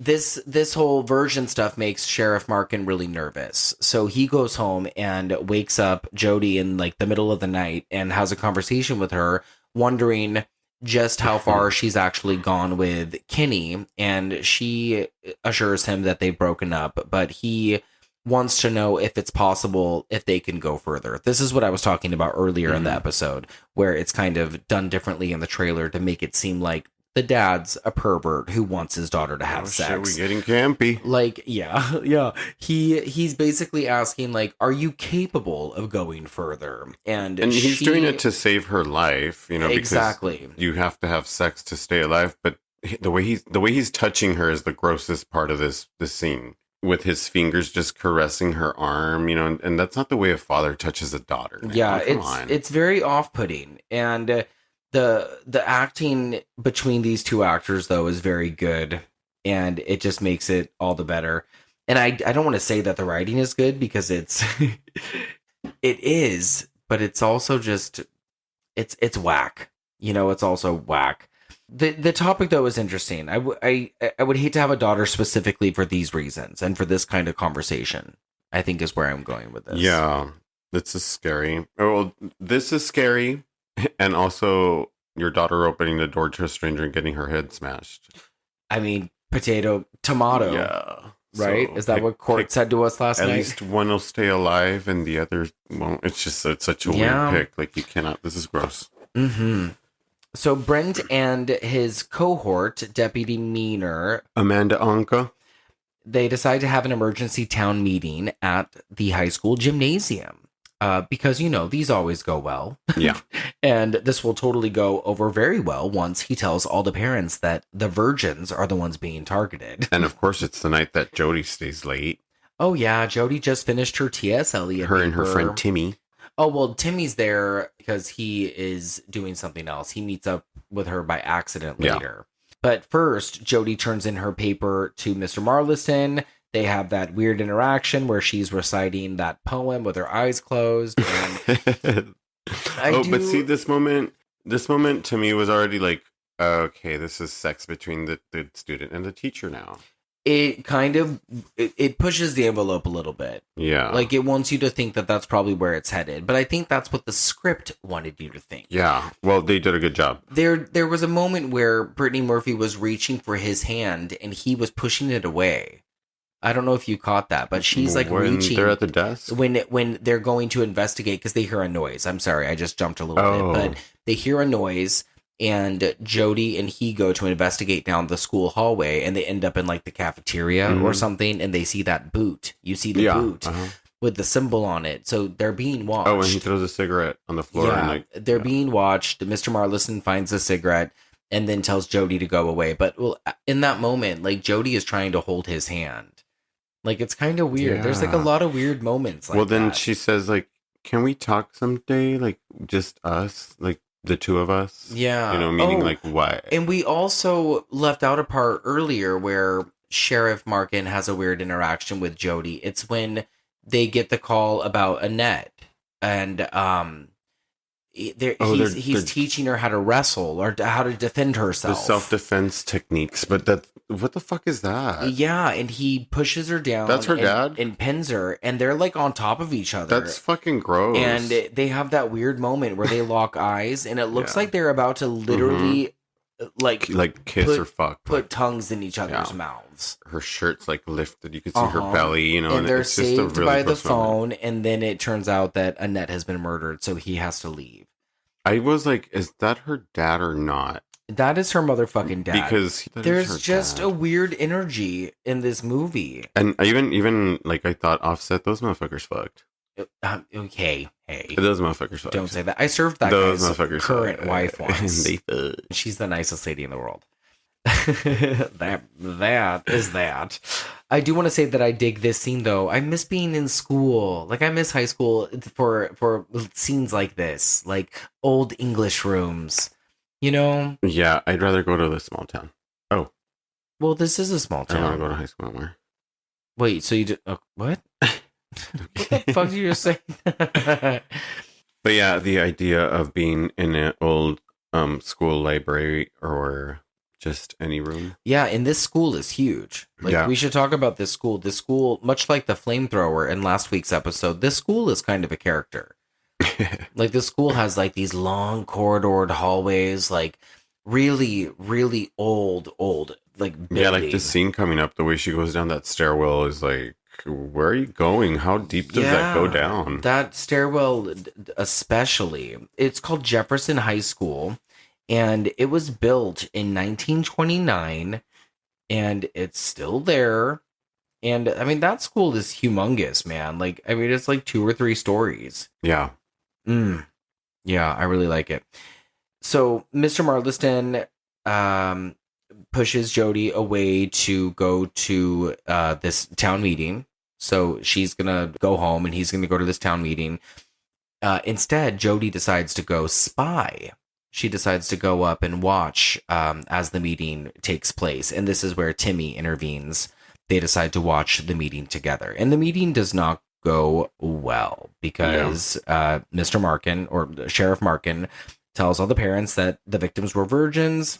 And what does Timmy say? He says, "Holy hymen." Yeah. Oh my gosh. A lot of hymen being thrown around this There's movie. a lot of like Hurricane Hymen, Hymen Holocaust. There's like a lot of like fucked up puns. There's as much as this is as much as Brittany Murphy coming up again with her, "Oh, daddy." Yeah, she really is. She's like, she "Oh, does. daddy." And it's so good though. Like it's super weird. good. I want to know like what the character development was like between her and her parents in this movie. Like, because you know how actors like spend time together. Wait, the parents were divorced, right? No, they're together. What the fuck? Yeah, I thought the mom lived in a different house. You might have an idea that they were like separated because they're not in a lot of scenes together, but they live in the same house. I just want to know what it was like for them to rehearse, because you saw the way that Brittany Murphy was with her and Kenny in that B-roll footage when they were about to get the blood splattered on their face, and they were like pumping each other up and screaming in each other's faces and stuff. And Candy Clark looks like a trip because she's also giving this weird, like, mostly dazed, drunk performance. She looks like she made a cameo in this movie. It's what her character gave me. Like if she got pulled out of retirement just to come and play a part. I'm not going to argue with you on that because she's like... She looks great. She does a cool part, but it's just... I don't believe that she's the mom. It's definitely more of a cameo. a respected actress. Yeah. She's definitely a respected actress. She's been nominated for an Academy Award. And she has been in this industry for a very, very long time. And I mean, she was in American Graffiti. Yeah. She was in, she was in Amityville 3D. We know who she is. I just don't believe the relationship. Did you know that she played Buffy's mom in Buffy the Vampire Slayer, the movie? What did you say? I'm sorry. I just don't believe the character. It's just an interesting relationship that they have. That's what I mean, is that I wish that I could have been a part of how they decided to develop their characters. It's like one of those, she decided to be a mom later in life. You know, well, she's drunk. Yeah. I mean, she's drinking the entire film. So and due to she has history, you know, like she knows a lot of shit from this town. So this town she's gonna drink full of fucking secrets. So the town meeting goes wild. All the parents freak out and they start beating the shit out of each other because all the dads are calling all the daughters of all the other dads whores. Timmy takes Jody's cell phone to make a phone call, but when he's gone too long, Jody goes looking for him and finds his corpse in a locker with the word virgin carved into the locker he is found in. She is then attacked by the killer, who chases her throughout the hallways and attempts to mutilate her, but she is eventually saved by her dad. This scene is so fucking fire. I believe that every single part of this scene was real, like a real life shot of Brittany doing her work. Unless you are clearly talking about her stunt double. No, you can see because I can always tell by Brittany's legs. She has distinguished legs or... No, I know what you mean. But there are parts though where I showed you where it's, there's just a random woman in a wig, and it's in parts where you didn't need a stunt double. It's like just her like turning her head. Yeah. Like where was Brittany Murphy that day? So this entire scene, it seems to me like it's Brittany Murphy doing the entire work. But then as soon as Brittany Murphy gets off of the ground and she like, you know, she heads towards the locker kind of like to lean herself up and like she looks back at the killer. Those scenes where she's like getting up off the floor and she goes to the locker is a stunt double, and we're like, for what? Like Brittany already did all the work. And it looks like that they're throwing Brittany into the locker like head first, and Brittany's the one climbing up like on top of countertops. This is where she goes ape shit in this fucking movie, and she's fucking working. Like she's throwing shit, she's moving her body, she's giving energy is what she's doing here, and it's so fucking good. Really fucking cool. But I do have a few problems with this scene, even though it's probably one of my favorite scenes in the whole film. Here they are. I wish that they would have carved the word virgin onto Timmy's body instead of into the locker. It didn't make any sense to me why the killer is carving virgin into all the other corpses or the other victims rather, but not onto Timmy. They do slit his throat, Yeah, I don't understand that they do either. fuck him up. And I love when he falls out of the locker. He almost looks fake, right? It looks very glossy. Yeah. But I love when he falls out, and just the way that she screams. Oh, it's fucking perfect. I love this. Yeah. This whole set piece is just fucking phenomenal. The way when she crashes into her dad, and she's like still like in that panic, like, oh yeah, oh my God, he's gonna hit and when us. she's He killed running. Timmy. She is running. Yeah. Oh, it's so good. So I hate that part. I also hate the music here because the music is so techno and so like wildly fast paced. And at one moment, we're like, if they would have just taken off the music, it would have been such a much better scene without music, period. 100%. If it just was set against like nothing. I want to hear sneakers fucking going up against the floor, running, turning and shit, instead of fucking hearing this music. I know that there are alternative versions of like Scream 4 out there and like fan edits. Like I would really like to see a fan edit of this movie, or maybe I'll have to do it. I don't know, but a fan edit, just the way that I want it. Yeah. But like it's because of this music in this particular part of the movie that I lowered my score. It's literally because of that. And you can sense the cuts. You know what I mean? You can sense like edits. Like when Timmy, for instance, when he falls out of the locker and stuff, I guess there's a part where blood was supposed to spurt out of his neck and that was removed. But you can tell that things have been spliced a little bit. There would have been so much more blood though, because he's already standing there. It's like he's just bleeding. Yeah. Anyway, so Jody gives the police info on what the killer looks so that so they can make a digital print of her face. Back in the day when they used to do those things. Yeah. What are those called? Digital prints? No, that's not right. It wouldn't have been digital. They're like, oh, it's not digital. Yeah. What the fuck is it called? They're like mocking up sketches. Yeah, of course. It's like a sketch artist. Yeah, a sketch artist. She's literally talking to a sketch artist. Mm-hmm. What a dummy. And then we get like a copycat killer who comes in and says that he is confessing to the crimes. And nothing happens with that, by the way. But everybody here is nervous as shit because they all know what's coming up. Yeah, it's Laura Lee Sherman's face. Oh yeah, and so the sketch that she provides is someone that Brent obviously recognizes, but he pretends that he doesn't. Yes. And then he calls Principal Sizzler and tells him about the picture, faxes it to him, and Jody listens in on the call and hears him talk about a woman named Laura Lee Sherman. I love the way she picks up the phone here to hear the conversation, because I'm like, she did it correct. Like, she did it right. This is exactly how you pick up another phone, like the other line. You even did it the right way. Uh-huh. Like, she did it the right way. The right way? How do you know the right way? That is the right way. Shut up, Rochelle. That is the right way. Laura Lee Sherman is a girl from the past, we learn, 25 years ago. And now Brent wants to go give her a visit and fucking flips his shit when he sees that Jody is eavesdropping on the phone call, but she plays it off like she wasn't. And he kind of eases back up. She has like that feel sorry for me face. She's like, I was trying to call mom. I didn't know how to, grab a line out. I know. And he totally believes her. And she changes this face, like this guilty, like sad girl face. And you're like, this bitch is so good. I mean, and also, did we forget that your daughter was just brutally attacked by a murderer? Yeah. Like, calm down. Sandy informs Jody that there is an orgy, Hurricane Hyman, right? Hurricane Hyman. Being planned so everyone can remain safe. Against her parents' wishes, she goes to school where she is bombarded by everyone and basically famous now for surviving her attack. Yeah. Sydney Prescott coming back to school the next day, and they're all like, thanks, Sydney. Thank you, Sydney. Yeah, really, Sydney. Exactly the same scene. Kenny tells her that she should go to the party with him, but she says she can't because of her dad. Oh, they reconciled.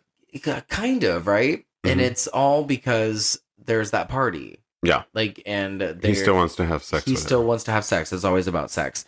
And we should mention that Jody now has a bodyguard in the form of, what the fuck is her name? Deputy Meaner. Yes. Who is this? We should talk about her. She's this tiny, in comparison to Sheriff Markin, woman who is basically his assistant. Like, she's a deputy. But played she's by Amanda Anka. Yeah, but she's kind of like a badass at the same time. Yeah, she's in the wrong movie. She is definitely in the wrong movie. She would have been great in Fargo. Oh, you're right. Yeah. She reminds me, actually, now that you say that, of what the fuck is that actress's name in this last season of Fargo? I feel like she could be meaner. Like she's just being like held back, but I feel like her like she could be a stronger character. But there was reason for that. Yeah, of course, absolutely. You know, like, but meaning like this woman can play a much better character in a whole different movie. Richa Morjani is who I think that reminds me of. Who were we just talking about? The deputy. Yeah. Mina. I was like, who were we just talking about? Okay, so there is a bitch girl named, I think her name is Cindy, right? Christian Miller. Yeah, that's her name. Cindy. Thank you. So Cindy gives a big speech, this big awesome speech over at the bleachers during lunch about how guys don't know how to have sex. Get out of here. It's wonderful. Not these morons. This whole scene is so funny. But then, I mean, we cut to the next scene, which is Ben and Mark and another kid named Dennis. And they're talking about if girls have 2 holes or 3. So come on. I think in comparison. Like, what have the parents... See, the parents aren't teaching them sex. Why? This is why they're having a pop your cherry party. And this is why they're all also on Did this school the have kill sex list. ed? Was there sex ed being taught at this school? It's being taught by the football coach from Mean Girls. That's fucking gross. God. Miss Man. So yeah, guys, this orgy has made the news. And they're literally chanting, "Hail, hail, Virgin High, drop your pants and fuck or die," to the newscasters as their last class has released for the day. And that's what's up. They're all going to basically go home and prep for this Pop Your Cherry Ball. And the signs that they come up with for this party. The banners. Yeah. It's insane. They're like, bring your bed or bring your bed and your booze. Bring and then your the own banners, bed, bring your own Stairway to Heaven. Oh, God. It's fucking intense. We go to Jody's house. Mrs. Markin is giving me the most Ronnie Blakey vibes from Nightmare on Elm Street. She is killing it. I can't. So Jody comes home from school, and when she gets there, she asks Mom about Laura Lee Sherman, but Mom plays it off like she doesn't know. And I love the back and forth between these two. I always remember this scene differently, and each time I watch it, it seems to be a little different. And I don't know why, and I don't know if that makes any sense, but every time I watch it, it's a new scene for me. It's good. Candy Clark is better like each time. And I think that it was this viewing where I understood what it was that she was doing. Because you can watch it and be like, oh, she's so aloof and oh, like this is not working. But I think I finally got it. She's acting very well in her world, you know, and then like there's a moment when they're smoking the cigarette and they're sharing it between mother and daughter. Yeah. And then Brittany smokes it and then she's trying to give it back to Candy, but Candy's like in her own world, like acting. Yeah. And then Brittany's like, here. Yeah. Like kind of like tells her like real person, like, here, take the cigarette. Oh, and it'll look better if you grab it off me, girl. Like, I'm grab sure the that's cigarette. what it was like too. And there's a part right here in the kitchen where she's like, I'm making cookies. Those ones are burnt. Don't eat those. And then Brittany's eating them and she's like, oh, they're great. Like, they're fine. Yeah. And she's like, here, let me get you some water to wash that down with. And then Brittany asks about Laura Lee Sherman. Yeah. And then Candy Clark turns to her, and instead of giving her the water, which is who she was getting the water for, she takes the water and like holds it close to herself. And then she's like, Laura Lee Sherman, I don't know who that is. And then she starts to drink the water. And I was like, wow, what a good fucking choice. See, she's acting. Yeah. That is like, she's acting her fucking face off. Yeah. Like, and it's like, I don't know if it's like just me being in class a lot. And like, no, I totally broke it down like that exact same moment too. It's just like little the other part. little choices that these people make. No, it's okay. Yep. It's like little choices that these actors are making. Like I'm actually like really noticing now. It's happening live in front of the camera. And they're just running with it, and it's okay to watch. It's fucking cool. Mm-hmm. It's so fucking cool. Sheriff Brent Markin tells Deputy Meaner that he's going to go to West Virginia, so she has to keep an eye on the sex party. Got to keep the kids safe. And then we get a library scene, baby. This library is so fucking cool. We love a library scene. It looks like a house, but it doesn't. It smells like a basement. I could smell it. Oh, we could smell it, baby. It was good. Jody is looking for info on Laura Lee Sherman because she is our final girl, and final girls like to do homework. And she finds this information on a, how do you say it? I don't know. I have no idea what to say, but I know somebody once commented. That's what it's called. I Googled it myself this time, but those rolling. Wait, let's say it. Let's figure out how to. It's like a digital Rolodex of. But I wanna say it correctly, clips. So I know. Hold on. Microfiche. What did she call me? Microfiche. Say it. Microfiche. Say it with me. There we go. Either way, it's my favorite motherfucking thing in the world. And I'm going to say it over and over again, just how perfect Brittany Murphy's face is. And the camera loves her. Like, the camera just finds any excuse to be on her face on a close-up, like, at any time. And, like, she has, just to embrace her fucking beauty. And she's got this cherub innocence to her, like, in the year 99. That, like, she didn't lose her baby fat. Not yet. She still has her older, like, healthy face. You know, this is baby Brittany. And it's so good. I miss her, dude. And we were talking about this last night. Just what it would be like now. Well, who would she be right now? Like, what kind of a badass, or would she still be acting? Yeah, that was my next question. Yeah. Would she still be acting? Would she have gotten over this? Would she have retired? Yeah. Would she have left and then come back? I know she probably would have never got fucked over. I think she probably would have been smarter, like one of those smarter girls in the industry that probably knows how to do the business. The industry did her dirty. You think that nowadays, she probably would have been ruined. I don't know. I think that that's a whole nother story. But if anybody has never seen What Happened to Brittany, the HBO Max documentary, y'all should watch it. It's fucking fascinating shit. Just saying. I will also say this. I'll believe for a moment here that Brittany Murphy is supposed to be maybe 16 or 17, just for like a moment. But there is no way in hell that Laura Lee Sherman is supposed to be 17 years old. Not by that picture that she finds, not by the actress that plays her. No. I mean, Laura Lee Sherman was already driving a car that breaks down. Girl, you're older. Dude, one of my first cars was like an 84 Chevy Cavalier. That shit didn't even move. Damn. Like, give me a break. Literally, it didn't move. Okay. You didn't really drive it. You just sat in it and listened to music. It never left the parking lot. Never did. Holla. I love scenes when girls are running through empty libraries. I know that we don't love Alicia Witt, and that's like one of our like parts of Urban Legend, but we do love that part of Urban Legend when she's like in the library. And this is one of my favorite parts of this movie too. And then, tell me about Laura Lee Sherman. Tell me. And then the echo. Tell me. Oh wait, I could actually echo you if you wanted to. Try it. Wait, which one would it be? Be careful. Oh no, I don't want to do it. Don't touch anything. Every time we touch this soundboard, it takes us hours to fix it. Yeah. Tell me. Tell me. Dude, now we found it. Okay. Yeah. Tell me about Laura Lee Sherman. Tell me. Gold. That's so funny. Okay. Hold on, I can't get over it. So now we get the expo about the rape of Laura Lee Sherman. We get the smoking in the library that you talked about. And I really like the way that the roles have reversed here. How do you explain this? She has to mother her own mother into telling her this story. This is so made. It's just interesting. This, and it's like the town with secrets. Like, here's what happened. Like, we get the whole rape thing. So 27 years ago, it wasn't 25 years ago. She remembers it's 27 years ago. 4 football players, 4 very affluent students of the school, participated in a rape of a girl, a weird girl that no one really cared for, named Laura Lee Sherman. Yeah. And one of the students was the principal.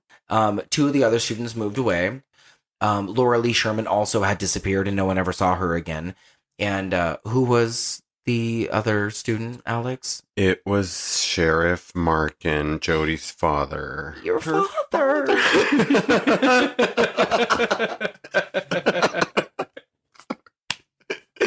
She cracks me up, dude. This fucking scene is radiating. And again, it goes back to just Candy Clark and Brittany Murphy. Yeah. Whether or not you believe that they are mother and daughter, they work so well together. Yeah, they do. I mean, I'm telling you, she's just on a whole nother level of actress. Yeah, Candy. They're just so good together. I love it. And I love that Jody corrects her when she tries to backpedal and defend Brent. Yeah. And then she's like, no, you said it was rape. You don't get to change it. Because the father didn't go to the cops after either. Like, she's like, he went to the cops for help after, right, Mom? Right? And he didn't. It's so sad, this poor girl. Yeah. They chased her. They made fun of her. They poured booze down her throat. They tore her clothes off. They raped her between 3 guys. Then went to go pick up the sheriff that was supposedly passed out drunk and couldn't get a hard on. Then admitted that he was actively conscious of what he was doing. Oh, yeah. To Jody as he's telling the story later. Yeah. He kind of admits to her that he was conscious of what he was doing during this rape. Oh, he more than admits it. And what came out of this is literally the entire movie. The town has to pay for the sins of the father. It's one of those, you know what I mean? So Brent goes to Laura Lee Sherman's residence in West Virginia, and it's what you'd expect. It's empty. There's like a torture chamber for a child in the basement. Yeah. And also, it's got the best shot of a basement door opening and light shining on the stairs. It's so good. I love this house is pretty dope for a decrepit abandoned house. Yeah. We hear a lot of sounds implying that a child was severely beaten here in the past. And there's a doll with a chain around the neck. As he's leaving, a woman enters the frame. And we can only presume that this is Laura Lee Sherman, right? Like, it's the was idea. that her? Like, because when you think about it, there's no way that the killer could have went all the way back to where, knowing that we know who the killer is, and we'll get to who the killer is later, but knowing that we know already, there's no way that was the killer. It had to have been someone else. So, it had to have been someone, what if it was Laura Lee Sherman? What if Laura Lee Sherman actually was alive? It's still living in that house. Well, you don't think that he would have killed her because of the mistreatment that she gave? I don't the know. boy? Maybe not. Maybe that's something. I think he would have killed her before he got all crazy. Deep-rooted. Maybe it's so deep-rooted that the character that we're talking about just up and left. Because remember, he's like this teacher. What does he teach anyways at the high school? Well, okay, we're spoiling it. The killer is... No, we're not going to say it. Let's just talk about it in a minute. We'll get to it. No. So hold on to that thought, because I do want to talk about it. But I think that it could be her. Yeah, I believe both. Yeah. Yeah. Versions. So, Kenny. Yes. Looks like a heroin addict. The boyfriend, Jody's boyfriend. Yeah, because we're going to Kenny's house now. Jody goes to Kenny's to fuck. She's upset with her parents, and now she's horny. Mm-hmm. Well, now she wants to go further to stay alive. And also get back at her parents. Exactly. And this is the part where she forces Kenny to suck on her fucking toes. Her toes look great, by the way. They fucking do. I'm like, oh my gosh, look at Brittany Murphy's toes. Dude, they're fucking amazing. Each one of them. Would be sucking on Brittany Murphy's toes, too. Why didn't he suck them? And he's like all mad. Own, yeah. Like he's all pissed off about it. Like, I'm get like, out of you here. better put that foot in your mouth. Mm-hmm. And she basically assaults him. But he doesn't want to have sex with her now because she ain't right in the head. Aggravated. She's aggravated. And again, it's weird how the tables have turned. Like first with Jody and Mrs. Markin, and now with Kenny and Jody. I never really saw that Kenny actually loves her. It's teenage love. It's more mainly like more how many girls can you score? But I don't think it's like he keeps leaving the other girls to come back to Jody. So like there's like another type of love here. So it's like whether it's his first love type of thing or whatever, like I think that he actually does love her. But like he'll always come back to as her. a teenage boy though, he can only express that through sex, so he thinks, because he's a teenage boy. Well, we don't know his history either, right? We don't. Well, we know that his dad sucks and pays for his hookers. own mental health issues. His and shit. dad pays for hookers, and we know that his boot looks familiar because why? Because we saw it in the scene when the cigarette went on the floor, and now he's on the bed with those same boots when he takes them off. And there's a little like sticker of like 4 squares or something on the boot. Yep. Oh, God, the way that he looks at her when she tells him that his mind is so diseased. Yeah. After he accuses her of going to go hang out with Mr. Marliston because she throws herself at him and then he shoots her down and then she decides to leave to go basically kick it with Mr. Marliston. And he's not stupid. And we find out that he's the one that was spying in the school that one night. Okay. So now we are at the popular Cherry Ball 1999, baby.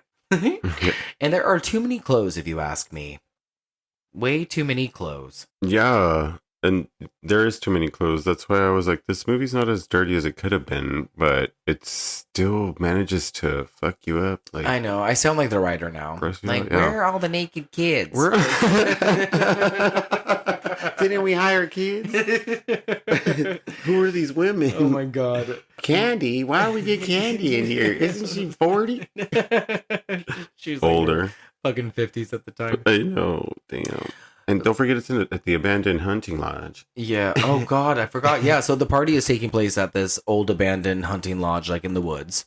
And this is more desolate than the falls itself. Like, I like this location. Yeah. This is pretty cool. And the banner that you were talking about that is leading up the staircase is called The Stairway to Heaven. Stairway to Heaven. It's adorable. Like, this is like all these teenagers are just here to get their sex on. Like, somebody thought about it. Mm-hmm. They put a lot of thought into it. Mm-hmm. And Mark, if we remember Mark, he is walking around smelling flammable. Like, everybody is dogging him for the way he smells because he's put on too much of his dad's cologne. We decided Brute. It was Brute. Yeah. Or Old Spice. And then we forgot that DJ Squalls is in this movie. And if you guys don't remember DJ Squalls, he was the star of the movie The New Guy. He was that goofy looking kid in Road Trip. And I was telling Alex this story last night. Richard, my old friend, rest his soul, we used to go to Fiesta Cantina and Mickey's and all those silly gay bars. Up and down the boulevard. Up and down Boys Town back when we were young girls. Popping cherries. Yeah, oh God. But we were like 18, 19 years old. And I don't think this is like outing anybody, but we would see him all the time. And the first time we ever saw him, we were both like, wait, what the fuck is he doing here? Like, this is so wild seeing him here. And then the first time we saw him, it was like every night after that we would see him. And he was never with anybody. He was always by himself, just smoking a cigarette and drinking like a small drink. And he always kept to himself. And it's so interesting now. Every time I see him like pop up in a film, I'm like, wow. Yeah. DJ Squalls. Was that Laura Lee Sherman or not? Yeah, I know, huh? He is Laura Lee Sherman. Spoiler. Girl. Just kidding. Okay, so Ben and Cindy are hooking up, and he has to give her all of his things in order to go all the way with her. Kenny turns down Sharon after he realizes he needs to be with Jody. Did we ever say who plays Sharon? I don't think it really matters. Because I'm like, Sharon. Who plays Sharon? I don't even think she's listed. She's not listed. No, she's not listed. She ain't listed. She's not here. Fuck you, Sharon. Fuck out, bitch. She didn't pay her money. She didn't pay her seg fees. This is the tamest sex party I've ever been to. I'm telling you. Could have been wilder. Where are the poppers? Where are the fucking... Where are the men? Yeah. Where is everyone? Everybody's having sex like virgins. But they're all like really awkward too, so you got to consider that. Like, they've probably never even like gone down on anybody before, you know? And I think they all like, all the boys came before they even put it in. Yeah, they're all like expected to leave this place de-virginized, and they've never even kissed anybody. Okay, so Jody goes to Marliston's, and he is bringing a big trunk into his house and into his basement, and Jody decides to help him. She tells him that she's learned a few terrible things about her father lately, and that he's the only one that he can trust, he being Marliston. And then he tells her that her dad is in the trunk. Hello. I believe this right away. Oh yeah, his basement is where all the magic happens, by the way. Wig, weapons, torture chamber of sorts. Yeah. Apple doesn't fall far from the tree. So this is the reveal. We find out that Mr. Marliston is the killer. He has been dressing up as Laura Lee Sherman Way. Because that is his mother. Laura Lee Sherman. Oops, Laura Lee Sherman. By the way, Brittany Murphy looks fucking amazing right here. Is my favorite. She's got the Red Riding Hood thing going on. She looks so fucking good here. She has like a red leather jacket. No, it's like this vintage skirt. She's got the Mary Jane pumps on, and her hair looks like very like 30s. It's so fucking cool. Yeah, she looks hot. So at the sex party, everyone is kissing all like awkwardly, and it's really gross. And then back at Marliston's, Jody and Brent are tied up in the basement, and Marliston forces Brent to tell the story of what happened to, well, his mother. Yes. And this is where we get the flashbacks. We get one of a baby Marliston being beaten up by his mom while he's in the crib. And of course, he's wearing a dress, because why wouldn't he be wearing a dress? And did we mention that Mr. Marliston is currently at least getting dressed in full Laura Lee Sherman garb right now? Like, he's eventually going to be decked out in the entire wig and everything. He's getting dressed as the sheriff is telling the story of what happened to Marliston's mother, which was the rape story that we had mentioned earlier. Barf. Yeah, and how he participated in it. So silly. We could have just had a monologue. I don't think we needed the rape flashback. No, not at all. No, they're just not appropriate. And it was the only boob scene, honestly, in the entire movie. Which I think is just so fucking wild. In a movie where all the actors are over 18, and we could have got tits from any other actor, like, they chose this fucking scene to showcase tits. And I think it's why the only reason why they added it, just these men were just like, let's just have one for our sake. I think it's pretty gross. Yeah. I don't like that. So Marliston is carving into Jody's leg, like he's about to start carving virgin, when Kenny rings the bell. Marliston answers. Kenny calls him out for wearing makeup.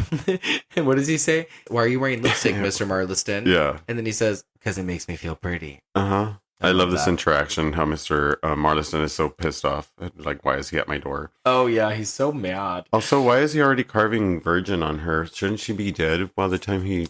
or you think he does it while they're still alive, is what they said when she got nailed in the tree at the beginning of the movie. Because he wants the blood to be pumping. Yeah, right. I think that's the thing, because he's a sick motherfucker. That's what we found out in the beginning. Yeah. So Kenny ends up breaking in past Marliston and locking him out of his house, because he has also noticed that Jody's bike is in the driveway. Yes. So he knows that Jody's in there. Yeah. So he attempts to rescue both Jody and Brent, but Marliston hacks Brent to pieces with an axe. Yes. Of course, we don't see it because Cherry Falls is not that movie. It's what kind of movie is it, Brittany? It's a thriller. It's a psychological thriller. It's a psychological thriller. Don't worry, though. We do see a lot of bloody knife stuff. We see some throat action. So it's still pretty bloody. Yeah. It's a bloody movie. I don't want to, like, make it sound like this movie is, like, fucking PG.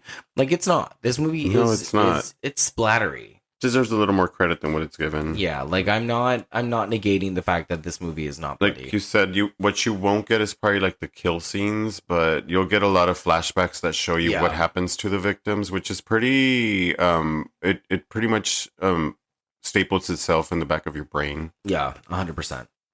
So Jody and Kenny make it to the party. One of the cops get an axe in the head. So again, going back to it being bloody, and that part is fucking rad. Like Jody gets blood. Splits. Yeah, Jody gets blood splashed all over her face. This is really cool. It's fucking killer. It's so neat. It's so neat. They announced to the party of fuckers, get it?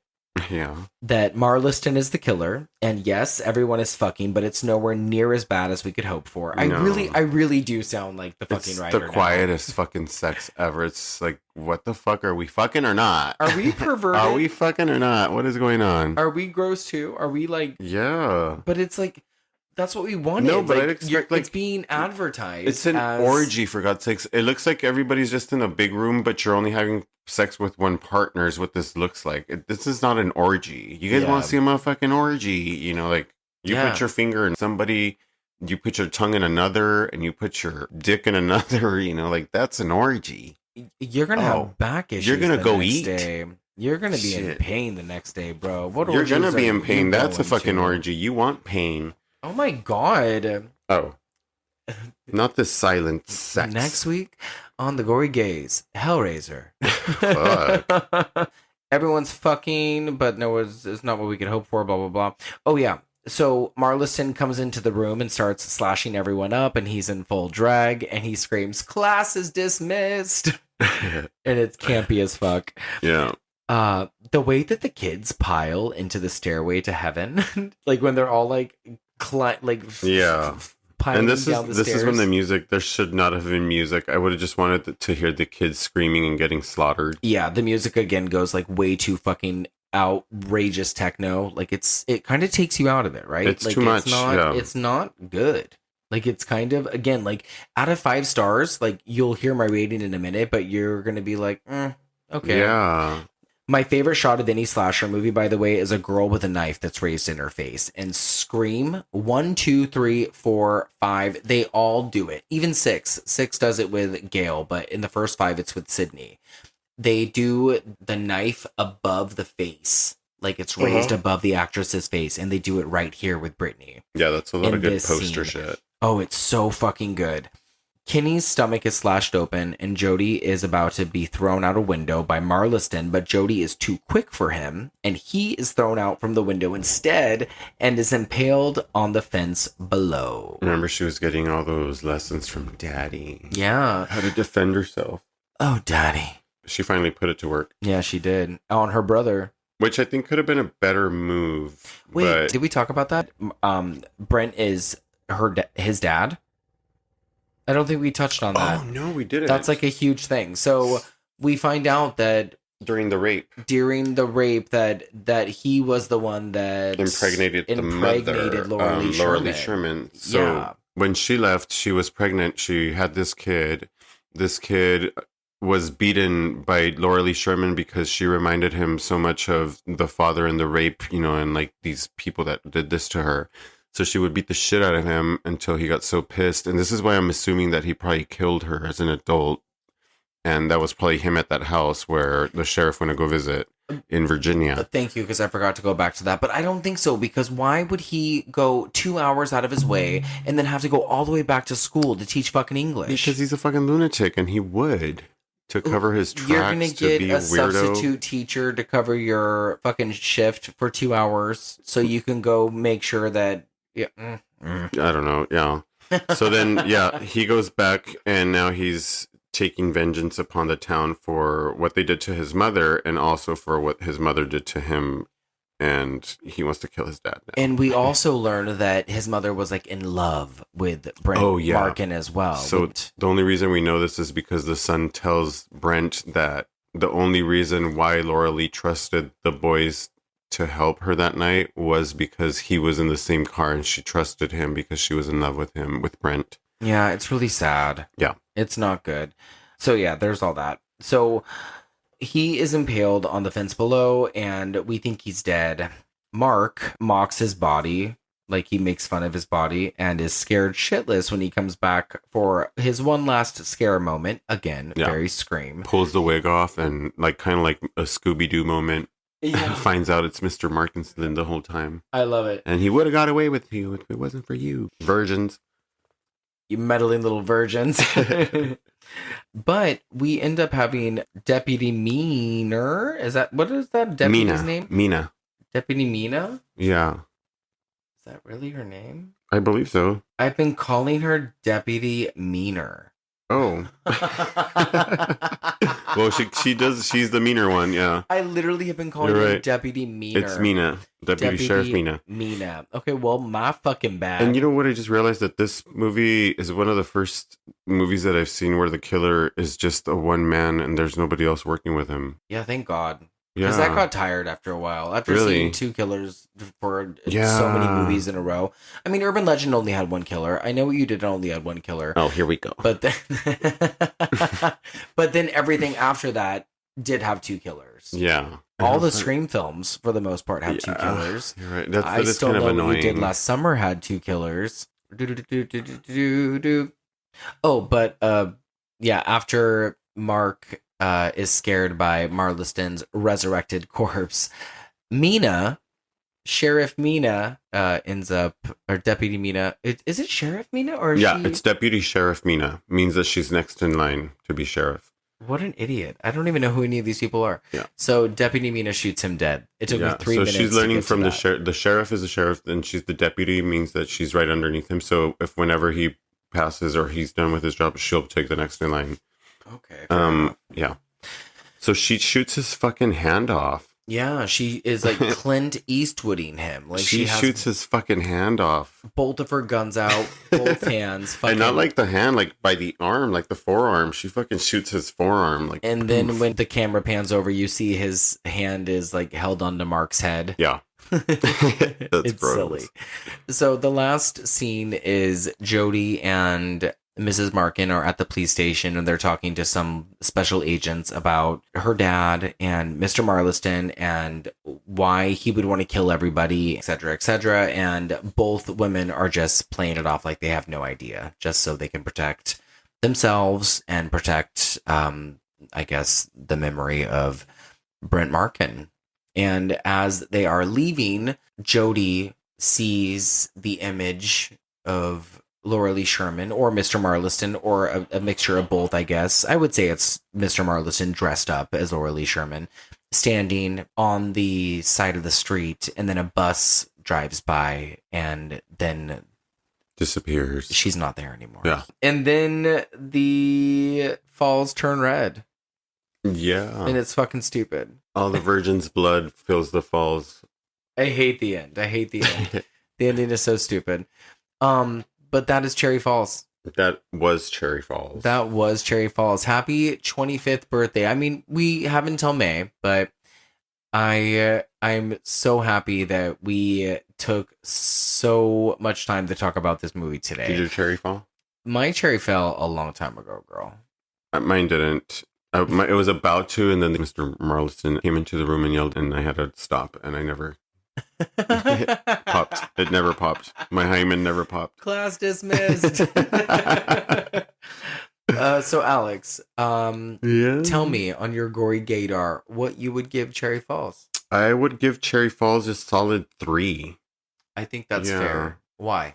Brittany Murphy saved the entire fucking movie, honestly. Like, I really liked her performance a lot. And like you said, it's a comfort film. It kind of already has all the ingredients of stuff that you're used to and that you want to see in slasher little horror teen flicks like this. So I'm pretty comfortable with it. And yeah, I think I love it. I love that you end up finding joy in movies that we watch together. I think that's really endearing. Mm-hmm. And I as well. I think that I would probably give it a 3 as well, but I'm putting a half point on it because of nostalgia, because I have good memories with it, and it just came out at a pivotal time in my life. Oh, that's not fair. Come on, give the film a good rating, not for a personal sake. That's totally it. So 3 stars for everything else. It's got good, weird performances all around. The writing is interesting. It is smart. It's gross, but it's smart, and I think that the performances are just so good. I think that the editing is problematic. I think that the music is annoying. Yeah. I think that there are a few It walks things... a fine line between campy, because it's a much cleaner film than what you'd actually expect it to be, but the idea of it is pretty gross. Yeah. Yeah, the idea is better on paper, I think. It would make more sense as dirty on paper, you mean? Like, it just, the execution should have been a little bit better. Yeah. Is really the end of it. But yeah, guys, if you've seen Cherry Falls, we would love to know your thoughts on it. So please leave us some comments and let us know. Rest in peace, Brittany Murphy. We miss you. I'm gonna say that. Comment what movie should we watch next? I have no idea, guys. My turn to pick. It doesn't sound like Alex has selected his movie yet, which is totally okay. So throw us some ideas if you want. If not, we will have it figured out, and that'll be okay.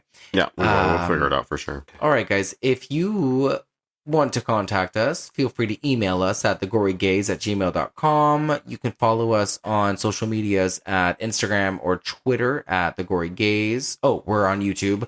I'm uploading another YouTube video very soon, finally. We're getting there. Alex, anything you want to add before I reinstate your hymen? No, I'm good. No. Thank you, my hymen. Leave it alone. No, I'm pretty good. Thank you guys just for listening. If you are, well, we'll be back next week, guys. We love you all. Yes, we do. Thanks for a fun-filled Love Hurts month. Yeah, we're off to Lucky March. Lucky March. All right, guys. Bye. Bye.